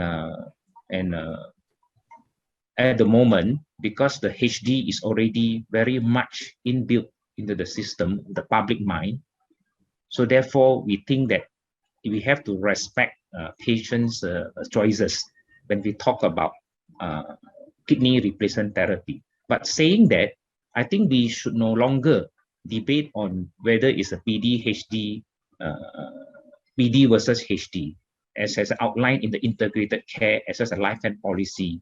From now on, we should just package this together during the discussion as they are complementary modality. But to make a PD preferred as well as more popular as a form of dialysis, there are many strategies been outlined previously and probably in the future. The first time when PD preferred policy, I think was 2006, correct me if I'm wrong, Dr. Sunita. I think that was the time that the head of service wrote a position paper. And there are many strategies following them that we have done to encourage the PD preferred. For example, maybe patients with a particular comorbidity, we emphasize on that. Patients who probably stay very far away, we emphasize that. Patients who are preferred to home therapy, for example, like homemakers, or because of their work nature or even school going, we emphasize on that. And also to support that, to make it more comprehensive, we also introduce automated PD. And subsequently, there are many more things that we have been introduced. For example, even during the budget announcement, the government has came out with a PD preferred policies such as PD starting kits, which includes many devices as well as to support, to lower the burdens of the first payment for starting PD, such as the weight, thermometer, BP set, drip set, etc. So these are the important measures to make sure that to encourage uptake of PD. And subsequently also to make it more attractive, home visits was introduced. And in the beginning, delivery of the PD fluid was actually to the hospital, and then the patients has to have their own transport come and collect the PD fluid on a 2-weekly or monthly basis, depending on the size of the store that they have. But eventually, I think we are able to introduce home delivery as well. And very important thing also is to have a proper education, both to the healthcare workers as well as the patients. So there are many educational programs going on. For the healthcare worker, for example, they have developed a very beautiful SOP, and they have conducted training for the healthcare worker go around, and all these measures definitely make PD uptake has been much more successful. Thank you, Prof. Thank you. Thank you, Prof. Serda. Yeah. Dr. Sutranto, in the last few minutes, I wanted to mention that you said that kidney transplantation is the best treatment in terms of cost and outcome, but there are limited donors. What are the steps that could be taken to increase organ donation in Indonesia? And importantly, the person who asked the question raises the challenges, the cultural, the political, and the religious challenges for kidney donation, be it live or cadaver donation. You're muted. Thank you, Prof. Serda, for the questions. Yes, kidney transplantation provides the best quality of life and most cost-effective. So ideally, it should available to all suitable patients with kidney failure. We realize that kidney transplant program should be embedded as one comprehensive component of integrated kidney care. And we require government and community engagement to ensure safe, voluntary, and ethical donation. Then we need to develop deceased donor to overcome the shortage donor. And now we are started with living-related donor transplantations, but we noticed some barriers apart from shortage of donors. The understanding of healthcare worker about kidney transplantation is still need to be improved, as well as in community. Skill of nephrologists, surgeon, and nurse also need to be improved in our country, and still a lot of homework that need to be done. Government has setting up a transplantation committee, consists of relevant stakeholders. They currently develop regulation about kidney transplant, and government through national health insurance also cover costs for kidney transplantation and medications. Religious leader community actually have given their approval for kidney transplantation, but there are still cultural barriers, such as the family does not necessarily agree to give a donor to a recipient, although someone wants to donate their kidney. So public education is also important, and we'll need, in collaboration with community organizations, providing education to school students and office employees using social media, and we actually also use our Kidney Day event to educate the public. And so all barriers should be addressed through multidisciplinary approach of all stakeholders. Thank you. Well, I think that we are about out of time, Sumita. This has been a tremendously interesting series of presentations.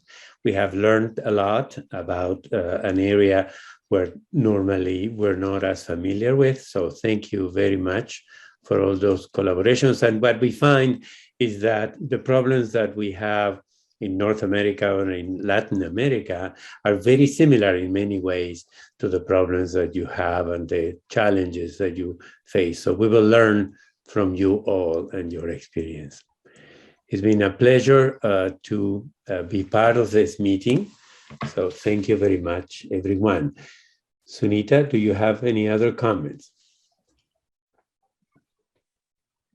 You're muted. I'd just like to say thank you to everybody for the really active participation and to the speakers for the great talks. There's a lot of unanswered questions here, and some of them are really great questions. So, you know, hopefully if you stay on to the next part that we can interact, or if not, we will post them to the speakers and we can get the responses posted out onto the social network platform. Thank you, everyone. Thank you very much. Thank you. Thank you, ISN. Thank you, Anita. Thank you, Sunita. Bye-bye. Thank you, Professor Serda. Bye-bye. Bye-bye. Bye-bye.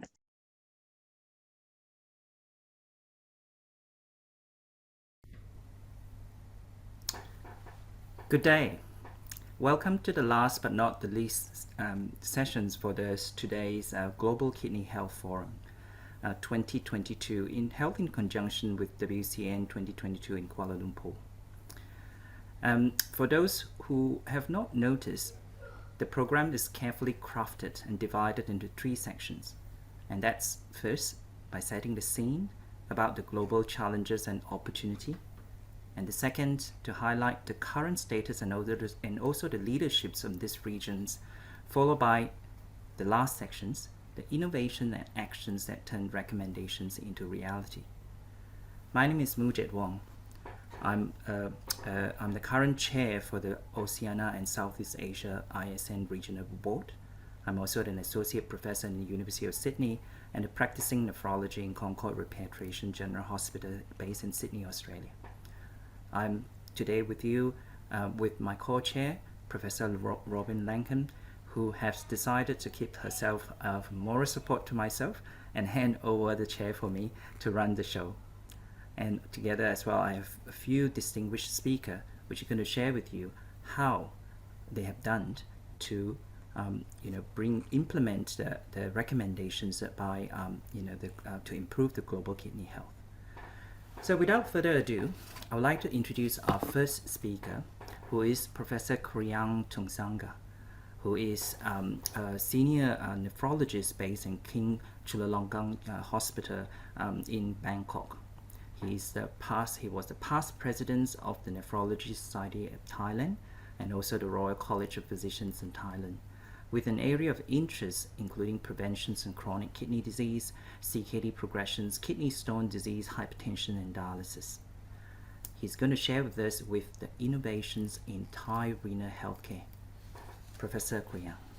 Professor Langham and Professor Wong, distinguished guests, I would like to thank the organizing committee for inviting me to give this talk. I have nothing to declare. My presentation will include innovation in quality of HD care, inclusion of RRT under universal health coverage, and an integrated care to delay CKD progression in the rural community. About 50% of HD centers in Thailand are the private owned. There has been a concern about the quality control of the dialysis care. So in 1999, the Medical Council of Thailand has assigned the Royal College of Physicians of Thailand and the Nephrology Society to establish what's so-called the Committee for Assessment of Quality of Hemodialysis Care, or the HEMO committee in short. To begin with, an HD center submitted a self-assessment report to the HEMO committee. 9 dimensions of the quality of care will be audited during the on-site visit, including the physical layout, the personnel, the machine, dialyzer reuse, RO system, medical nursing records, laboratory monitoring, infection control, and CQI. Upon approval, a certificate would be given. There has been progressive improvement in the quality of care as shown here.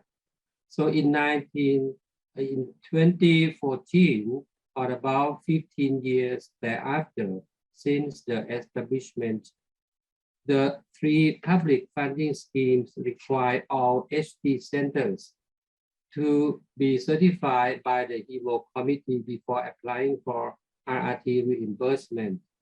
Since then, almost all of the HD centers registered for the auditing. The second innovation is inclusion of the cost of RRT under universal health coverage, which I will describe more in detail tomorrow during the afternoon session.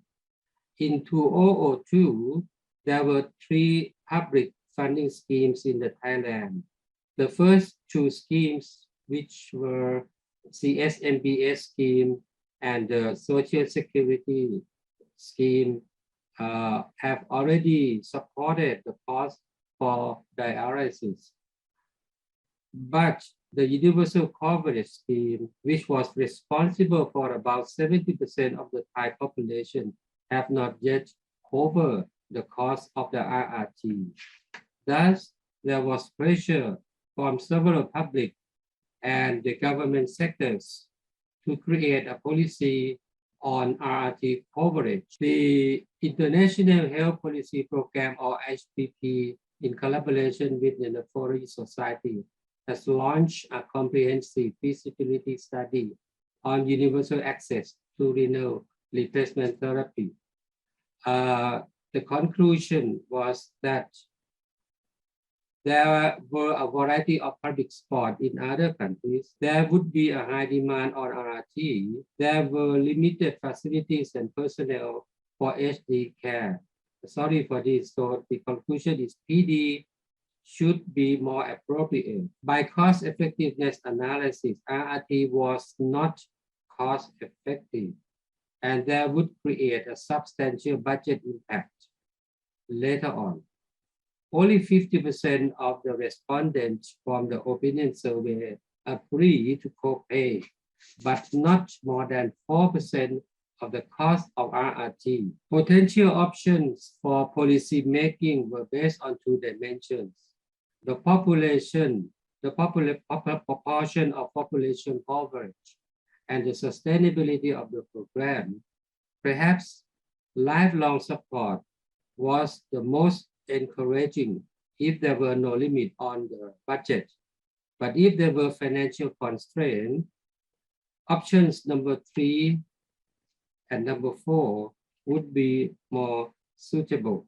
The document was submitted to the Royal Thai government, and in January 2008, the government endorsed inclusion of costs of RRT, including the PD first policy, AKI, HD for the previously on dialysis, on hemodialysis, and the drugs, and kidney transplantation under universal coverage scheme. Since then, the prevalence of RRT, the number of PD centers and the PD patients, and the percent PDT penetration have increased remarkably. The social health coverage also increased to 99% of the population. A unique feature of primary healthcare system of Thailand is the presence of the sub-district health centers at a sub-district level, taking care of about 10 to 15 villages per sub-district, and the presence of about 1 million village health volunteers in the country, each caring for about 10 to 15 households. We utilize this excellent primary healthcare structure to study the effectiveness of integrated care on delaying the CKD progression in the rural community. CKD patients should receive care either by the conventional method or by the multidisciplinary care team or MDCT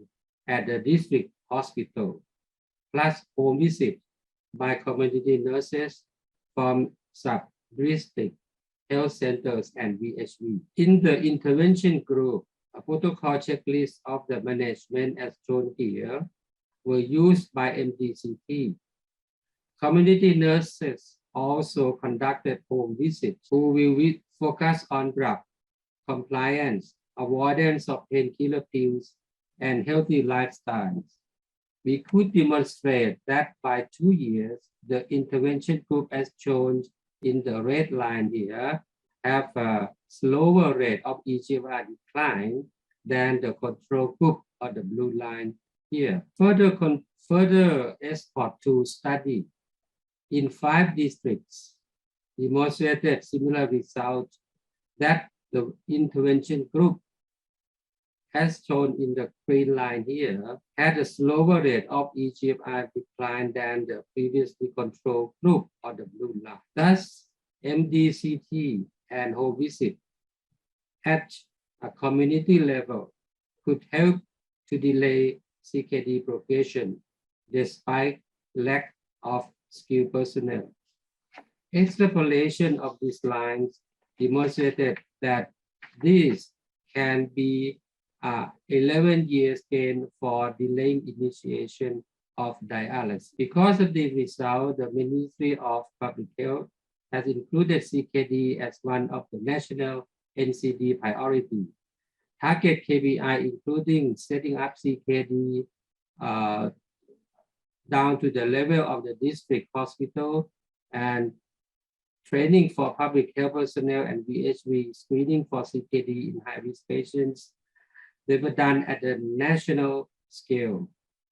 If we look at the National Data Center on the profile page of the NCD Clinic Plus, you can see that the KPIs related with CKD, including the percentage of the high risk who be screened for diabetes and hypertension, percent of those who achieve treatment targets, percent of those who can be screened for CKD, and the percent of CKD patients who have rapid decline in eGFR.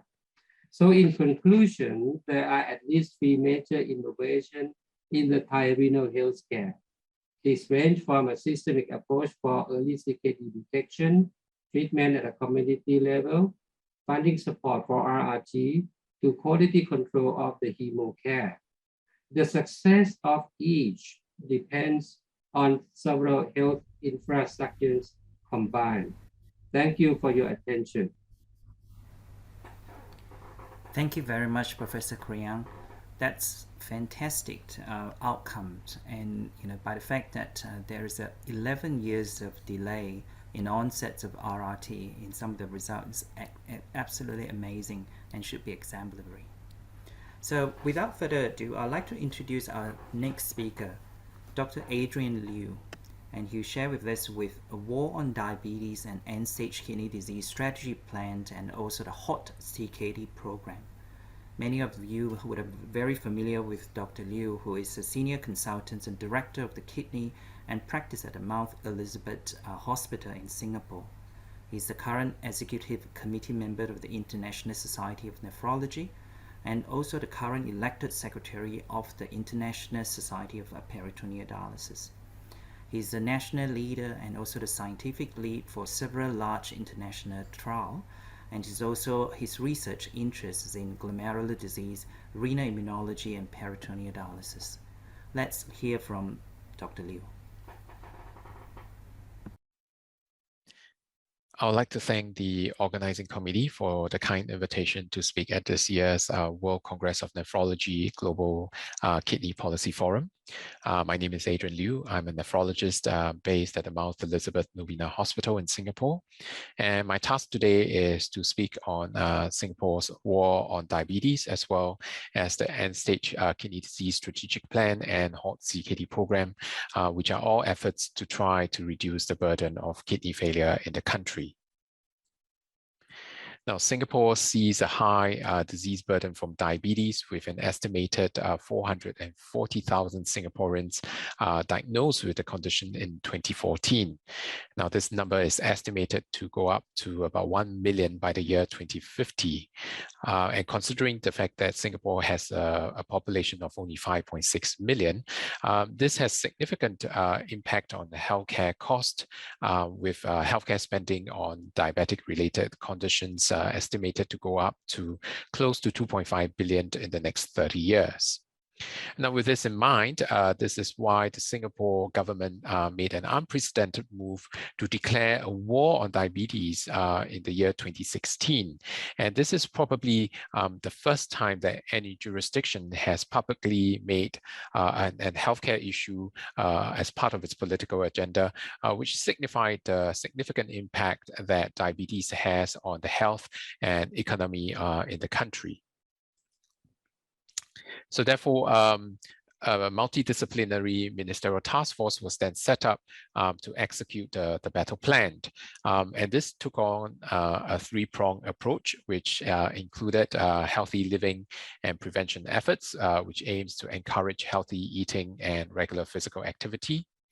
Early detection and intervention program, which aims to promote regular age-appropriate screening and strengthening follow-up to facilitate early detection and intervention. And finally, a better disease management framework, which aims to optimize care and prevent diabetic complications. There were significant public education as well as empowerment efforts. And in particularly, there was an engagement session between various ministries as with representations from various sectors in the country. And these stakeholders came together to develop what we call the citizens' jury, which laid out the action plans which subsequently formed the blueprint for this war against diabetes, and is nicely summarized in this cartoon over here. And with the high incidence of diabetes in the country, it is not surprising that Singapore ranked top among all the countries with diabetic kidney disease as a cause of kidney failure at that time. In the US RDS data in 2014, diabetic kidney disease accounted for about 2/3 of patients who were initiated on dialysis during that year. So that really places a high stress on dialysis facilities in the country, and therefore at about the same time with the war on diabetes, the Ministry of Health also developed an ESKD strategic plan. And this mirrored the integrated kidney failure care plan that came out from ESKD summit by the International Society of Nephrology held in Sharjah in the year 2018. Now, as part of this strategic plan, we included the development of a peritoneal dialysis preferred policy, and we aim to increase kidney transplantation rates and optimize hemodialysis capacity to make it more efficient, and to develop and establish a comprehensive conservative care framework, which included advanced care planning as well as supportive care initiatives. But center to all these efforts was the preventive efforts to try to reduce the incidence of chronic kidney disease as well as kidney failure. And this is what is being termed the HOT CKD program, which I would highlight more in the subsequent slides. Now, the aims of the HALT CKD program is really to try to prevent the progression to end-stage kidney disease in patients who have early stages of CKD, mainly in stage 1 or 2. And for those with more advanced stages of chronic kidney disease, we aim to retard the progression to kidney failure and really to have an early planning for dialysis and transplantation, or to even initiate advanced care planning discussion and to coordinate care between the primary care sector as well as the nephrologist services.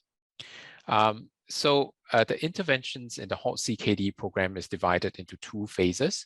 The first phase included medical interventions, which were deemed to have a lot better outcome yield, and these included blood pressure and diabetes control, optimization of RAS blockade, and the use of SGLT2 inhibitors. Lifestyle interventions, which are listed here, are then being planned for phase 2. And so as part of the HALT CKD program, the primary care sectors is then clustered with nephrologist services so as to allow a much more directed as well as efficient referral system between primary care as well as nephrologist services. And right siting of care was also established with protocols to allow the primary care sector to manage CKD 1 to 3A patients, and so that this allow renal physicians to then focus on the more advanced stages of CKD, which we decided to have them looked at CKD stage 3B to 5 patients, so that the nephrologists would then be able to focus on managing the complications from advanced stages of CKD and to plan for kidney replacement therapy. Trained coordinators will be tracking all the CKD patients in these primary care sectors as well as nephrology units, and will also be collecting data on an annual basis to evaluate the outcomes of these interventions. So these are some of the data that was collected in the first 2 years of the program. You will notice that there was significant enrollment with more than 70% of all CKD patients that were recruited into the program by the 2nd year. And then glycemic control, blood pressure control, as well as the use of RAS blockade and optimization of RAS blockade doses saw an improvement of about 10% across all the 3 domains in the 2 years of the program. We also started to see probably a slight dip in the incidence of CKD stage 5, as well as in the incidence of patients starting dialysis between the year 2017 and 2019. And because the Singapore Renal Registry data lags behind by about 2 years, we are optimistic that this trend will continue and perhaps would signify the success of the interventions from the HALT CKD program and therefore reduce the burden of kidney failure in the country. And so therefore, to summarize, in the short time I have, I'd like to highlight that Singapore has a high burden of diabetes and kidney failure secondary to diabetic kidney disease. And there was a nationwide effort to mitigate healthcare impact of diabetes in the population in the form of the War on Diabetes. Hemodialysis for diabetic kidney disease is not sustainable in the long run because we are a land scarce country with limited infrastructure for setting up multiple dialysis units. And therefore, a blueprint for integrated ESKD care was developed, which included CKD prevention, increasing utilization of peritoneal dialysis and kidney transplantation, increasing the efficiency of hemodialysis facilities, as well as establishing a supportive care framework. The HALT CKD program was established to have a concerted effort at reducing the incidence of advanced stages of CKD and kidney failure. And this saw an increase in the use of CKD interventions and platooing of the incidence of CKD5 and kidney failure. And this provided much optimism that the program will be successful in reducing the burden of kidney failure. And with that, I thank you for your kind attention, and I'll be happy to take any questions. Thank you, Adrian. Another wonderful examples on how the working together in the community from various levels, from primary healthcare to tertiary care, involving the policymakers and government and supports can actually lead to some degree of outcome. I do hope to see more, productivities as well as, your long-term outcomes in some of the project that you have undertaken. Let's go to the last presentations from one of our speakers, and he is Mr. Manuel Victor. He's a kidney patient himself, and he's also a WHO patient advocate and an international speaker on communications and integrations of healthcare transformation through patients' engagement. I'd like to hear from him that what should the patient do and how can the patients help in transforming kidney health. Manuel. Hi, good day everyone, and thank you for having me here. My name is Manuel Victor. I am the patient advocate from Malaysia. Before I give you some of my thoughts for Malaysia, I want to just share a little bit about Malaysia so you know where I'm coming from and you understand the landscape that we are in right now. So Malaysia is a multicultural country in Asia. We achieved our independence in 1957. We currently have in the region of 32 to 33 million people here. Islam is our main religion, but we have all religions here. At least 40% of the people are either Buddhist, Christian, Hindu. So you would understand that there is a tremendous mix with our Muslim brothers here in Malaysia itself. Our country is very unique in the sense that our healthcare is available to 95% of our population within 5 kilometers. So access is fantastic for people. They have either a small clinic or a large hospital that is close to them, and they have access to this right now. We have both private and public healthcare in Malaysia. Private healthcare is still generally out of the reach of a majority of Malaysians. It is in very urban areas. The population of Malaysia, a large number of the population lives in the Klang Valley, which is where the capital city of Kuala Lumpur is. There's about 7 million people within this area itself, and the rest spread across the whole of Malaysia. So now that you know a little bit about Malaysia that I can share with you, I have some thoughts and some ideas on a patient's perspective, myself, on kidney care innovations in Malaysia and where we can drive this. I myself am a kidney transplant recipient. My wife gave me a kidney 9 years ago. Prior to that, I was on dialysis for 10 years. So I was within the system itself. I was diagnosed, and most of my care when I was on dialysis was within the private sector itself. Because even though access is there to the public sector for majority of Malaysians, our equity, I believe, is not there yet because there are huge, there are long waiting lines, and the service is not just available for kidney patients, dialysis patients across the whole sphere of Malaysia itself. So some of the 3 ideas, I just have 3 innovative ideas that I want to share with you guys from my experience of going around the world and speaking as a patient advocate. I have found that what is really key and has not been implemented well enough here in Malaysia is the involvement and engagement of patients in promoting transplantation, whether it's kidney transplant or heart transplants or lung transplants or anything like that. Just the utilization of the patients that are able to have benefited from transplants that has been life-changing. Myself, I believe, and I know for sure that my transplant has transformed my life. I doubt that I would have survived this long if I'd still been on dialysis here in Malaysia.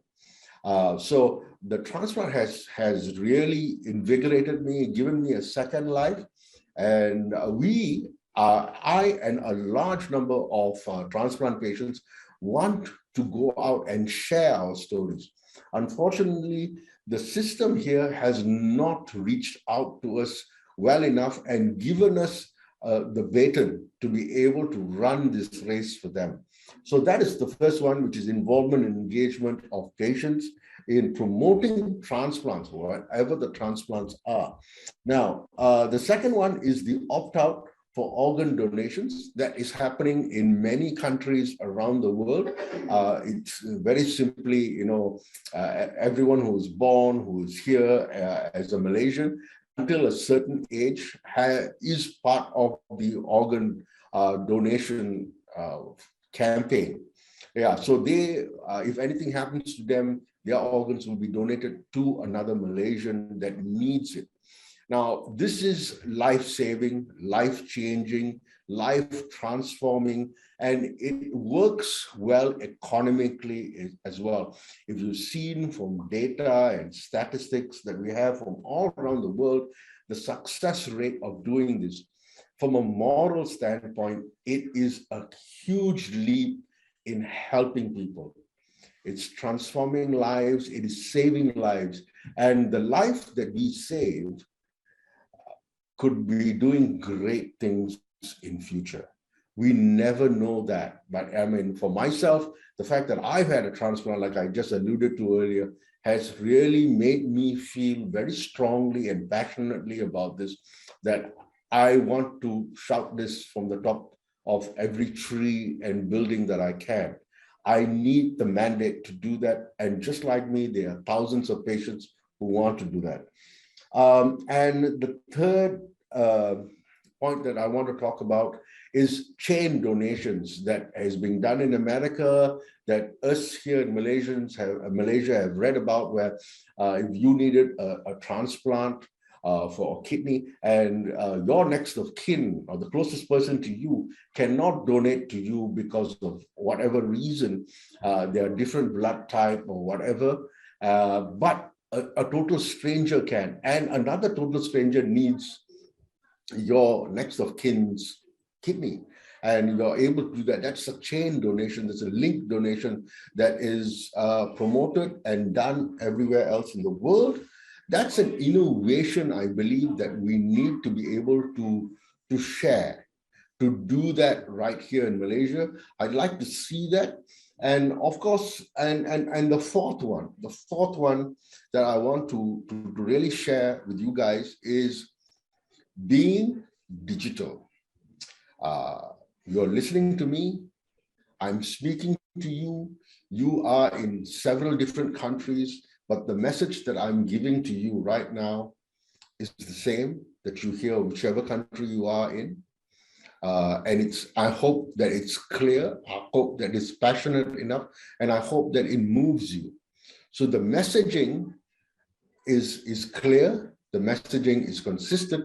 The tools that we use are in digital, whether it's in social media, whether it's on the Zoom platforms that we have right now. We need to engage with that. And that is where healthcare, that has only 50 million people who are in healthcare, according to the WHO. There's only 50 million people in healthcare, according to WHO, that are serving a 7 billion population in the world. It's probably 7.9 billion by now. So you've got 50 million people serving 7.9 billion. It will never, ever work. So you need to engage with people who believe in what you do. And that would be patients. Patients who have been transformed, whose life has been changed by what you do. Use our expertise, use our experience, use our knowledge, use our digital know-how. Just like you have specialization in cardiac and surgery and vascular surgery and subspecialties, there's so many of us patients who have our specialties as well. And please reach out, use us to get this same message out to as many people as possible. Let us do that for you. That is part of our innovation that not only needs to be done in Malaysia, but worldwide. It's time to share that story, not only from a doctor or a clinician's point of view, but from the recipient, from the patient whose life has been transformed. Let us get that message out for you. So those are the 4 points that I wanted to share with you, the perspective that we can do this with you guys. And I hope you have a great conference, and we will see you soon once again. Thank you very much. Thank you, Manuel. It is absolutely passionate, and I feel your passions and your urge to contribute, and thank you for that. So that's come to the end of the presentation of our 3 speakers, and we'll open up for Q&A and discussions, and all of the panel members will be here. They are live, and if there's any questions, please write that in the chat box. Before I go there, I just want to remind everyone that there will be a networking sessions after this, and you can actually see, we'll paste that live, the Zoom link onto your Zoom box, and you can also see it in the main conference websites as well, and it will be on your left side, just for your reminder, and we really hope that you all be able to join us. So I will start with the questions to the consumer, since we should try to change our attitude rather than divert to all the questions to the clinicians. I share your passions. I share the way that you want to shout out, to reach out to people. But what should the consumer do in order to engage with the policymaker? Manbe. Thank you. Well, I guess it is not only us coming to stand up and say we want to help, but we need healthcare to turn around and engage with us, to empower us, to teach us. I can maybe articulate some of my points, but from a healthcare point of view, in the past 10, 15 years that I've been involved in healthcare as an outlier first, and before I had my transplant, I've been taught by my doctors, like Dr. Sunita and Dato Ghazali, who's part of this conference as well. I've been taught by my doctors. I can engage with my doctors, and they are the ones who are constantly empowering me to speak up, to bring matters to a change. They always try to bounce ideas off us, and we try to bounce ideas off them. We ask them, why doesn't this work? How can this work better? How do we improve on this? And it's a two-way conversation. We need to be a part of the solution, not a part of the problem. But as we know that healthcare needs more engagement across the board itself with their consumers, like you say, I would call them just patients. And just being a part of this conversation, being on patient boards, at patient safety conferences, that is a part of the conversation that we need to have, to be able to sit down on the same table and discuss the same issues, because the issues really are life-changing to us. There are policies to you guys, but it is a life-changing moment for the rest of us. I hope I got that. I nailed that one for you. Thank you. Thank you. You nailed it. The other questions for Adrian. There's a couple of interests in your HOT program, and there's a few questions on your primary care physicians. The questions I think it's asked is, what is the patient that you see, the median age or mean age that you see in the primary care in your country? And do you practice universal screening for CKD or targeted screening in your country? Yeah, so we don't do universal screening because I think it's quite clear from a lot of the studies that universal screening is not going to be very cost effective. As mentioned earlier, the most common cause of end-stage kidney failure in Singapore is the diabetic population, and this is followed by the hypertension patients with hypertension. So we actually get as part of the HOT CKD program, the screening involved getting all diabetic patients as well as all patients with hypertension to be screened for CKD, and we follow the KDIGO guidelines with a EGFR as well as a urine albumin creatinine ratio. The primary care essentially sees a wide range of patients who has mainly the chronic kidney disease, chronic diseases like hypertension, diabetes, hyperlipidemia. So I'm not quite sure I have data on what's the mean or median age that they see, but they are the biggest pool where the biggest pool of patients will reside, and where opportunistic screening will be the most effective. I don't recall you touch upon conservative care program in your HOT program. And is that something that you think, and in fact it was a question as well, like, is that something that you like to incorporate it in your program? Yeah, I was given only 10 minutes and I was told that we have to be very nutsy about time. So we were very selective. So as the conservative program takes into two forms. The first is that of advanced care planning. So there was a campaign to identify advanced care planning leads and champions in various renal services, and then to develop basically opportunistic advanced care planning discussions, and which previously has not been done in a very structured way. So we use the respecting choices framework, and the leads and nephrologists as well as even the junior staff are then progressively sent for training on how to do engagement in advanced care planning discussion. Now, advanced care planning will fail if this is not supported by a very comprehensive palliative care services, or what we call supportive care services, as well as resources that's put into it. So as part of that, we have had our palliative care physicians who have then decided to take on supportive care roles beyond just cancer-related conditions. And so and organ failure services started to take place. They took on home visits and home care services to look after patients who made the decision not to continue on with end-stage kidney with kidney replacement therapy. The other thing that was put in place is that in Singapore there is what we call the MediSave account, which is a portion of the monthly salary that's put into healthcare that the citizen could use for chronic illnesses and inpatient hospitalization.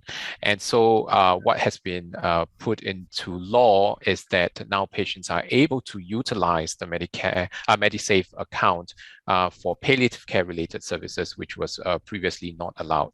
So that provided both resources as well as financial support for this coordinated comprehensive care. I hope that answers that.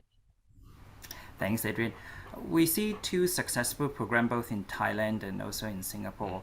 And perhaps this question is directed to both of you, that has the COVID-19 pandemic has affected your way of implementing these programs in Thailand as well as in Singapore? Kriang, maybe you want to answer first? I'm not sure what kind of program that you mentioned about. The intervention program that you have already implemented. I see, really, because of the, we have quite a very good primary healthcare resources.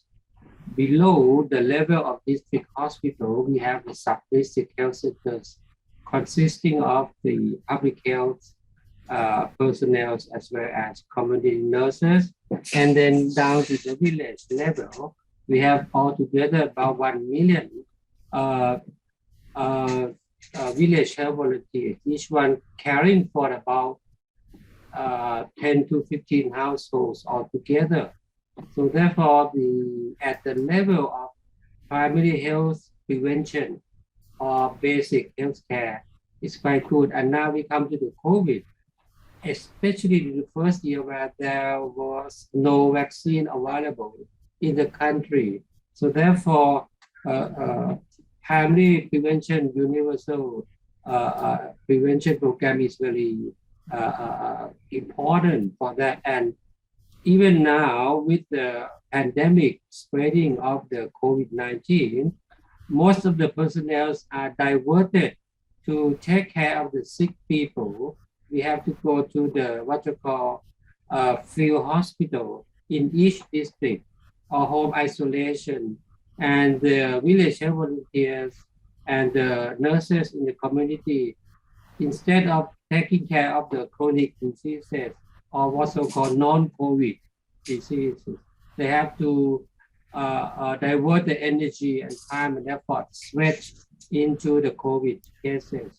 And not only for the prevention or caring, but also now for the vaccination. I'm trying to conduct one of the field study, and it has to be postponed for more than 1 year already, because they have no room for us to go into in the field because of that. Thank you. Adrian, how does it impact on your HALT program? Oh, I think COVID impacts every aspect of our lives, not just the whole program. So I think everyone was caught off guard. I think when the lockdown happened, business as usual has to kind of take a different form. We have to postpone non-urgent cases, non-emergency cases, and you know, therefore the stage 1 early stages CKD patients will then have to have their appointments delayed. We would also have our healthcare professionals who had to be redeployed to contact tracing, to swabbing, to vaccinations, and therefore there was a reduced manpower. And patients, we had to start utilizing telemedicine to get interaction with patients in terms of health care. The other aspect that was difficult was actually blood investigations and urine investigations.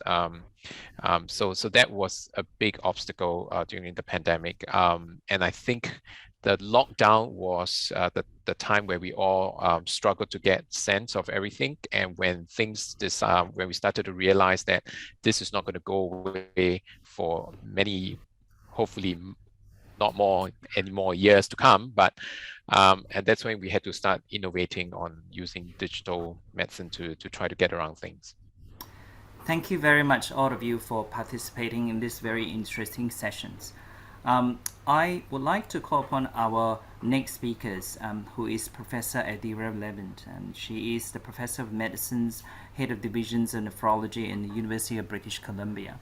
Many of you would know her that she is a champion for advocacy.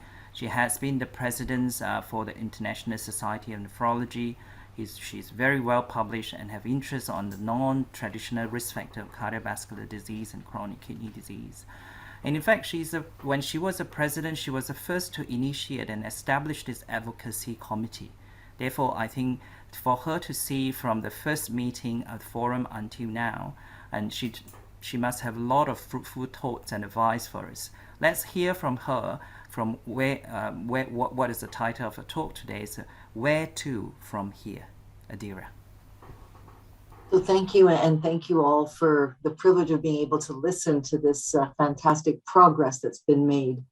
I think Professor Donal O'Donoghue, after whom this public forum, policy forum has been renamed, would be very proud of the sustainable communities safeguarding kidney health theme that's become quite evident in the last in these sessions. I think we started with the Global Health Atlas that started with data and objective information about each region.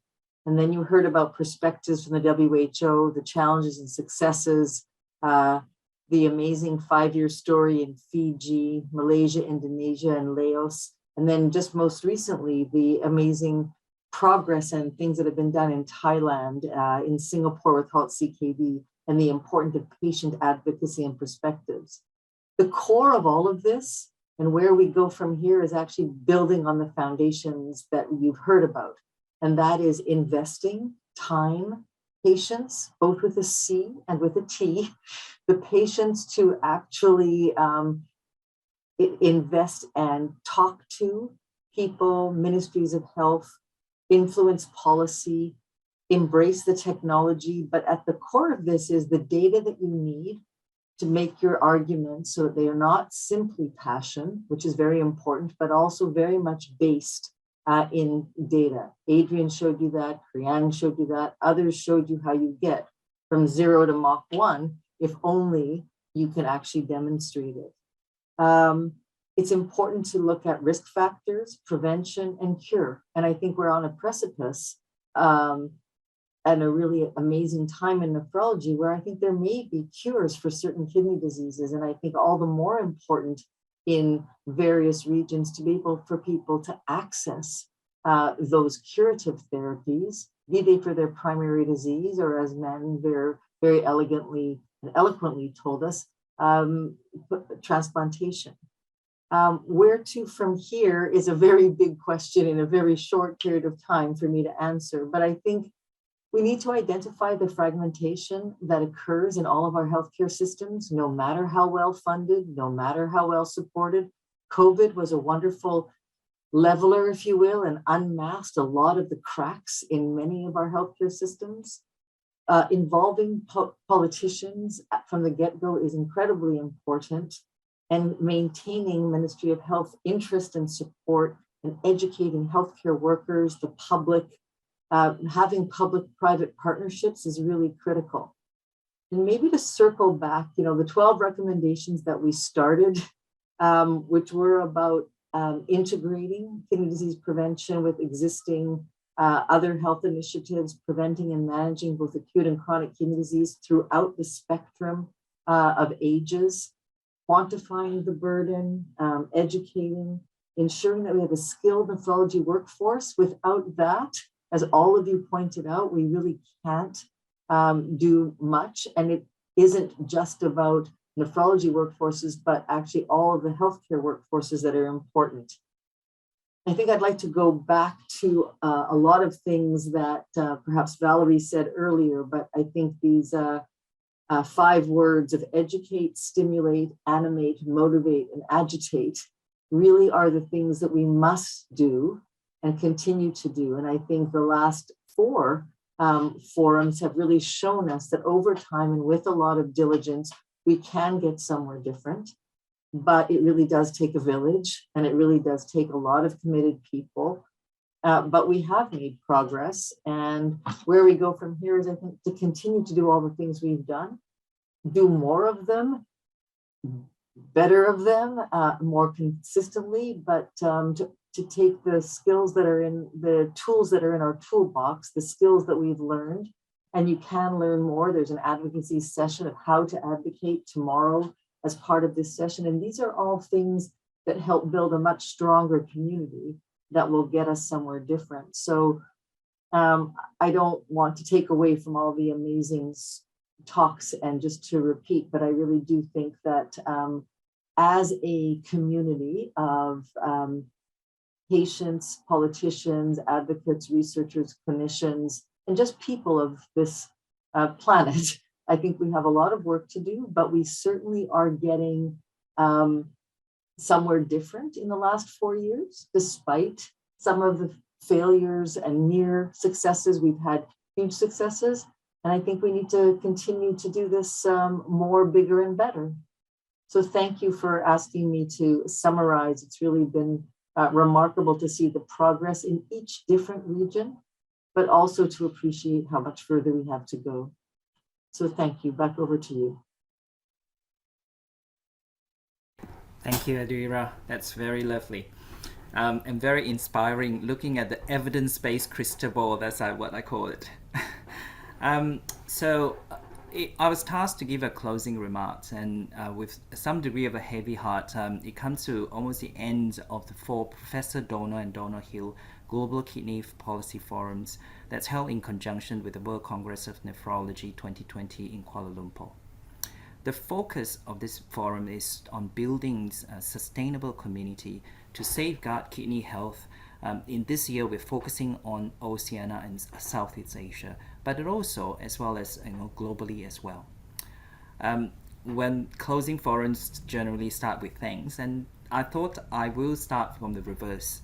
I think it's important to recognize that we have this forum today, and it's possibly run in such a way is because of the hard work of the ISN staff. Its leader Charus, and also the IT staff, who's actually been fantastic. Besides a few hiccups, but they have worked tremendously, very, very hard to bring the forum to you today. And of course, we will not be here if not because the forums with our host society, which is the Malaysian Society of Nephrology, and of course the leaderships of our past and present presidents, Professor Agnes Vogels and also Vivek Jha, and the chair and co-chair of the scientific program, organizing committee, as well as all the other ground staff and people who have contributed to make this program a success, and not to mention about our patient advocacy as well, the patient representative as well. I thought I'll make a quick summary of what we have shared, we've learned today, and also by thanking those speakers individually.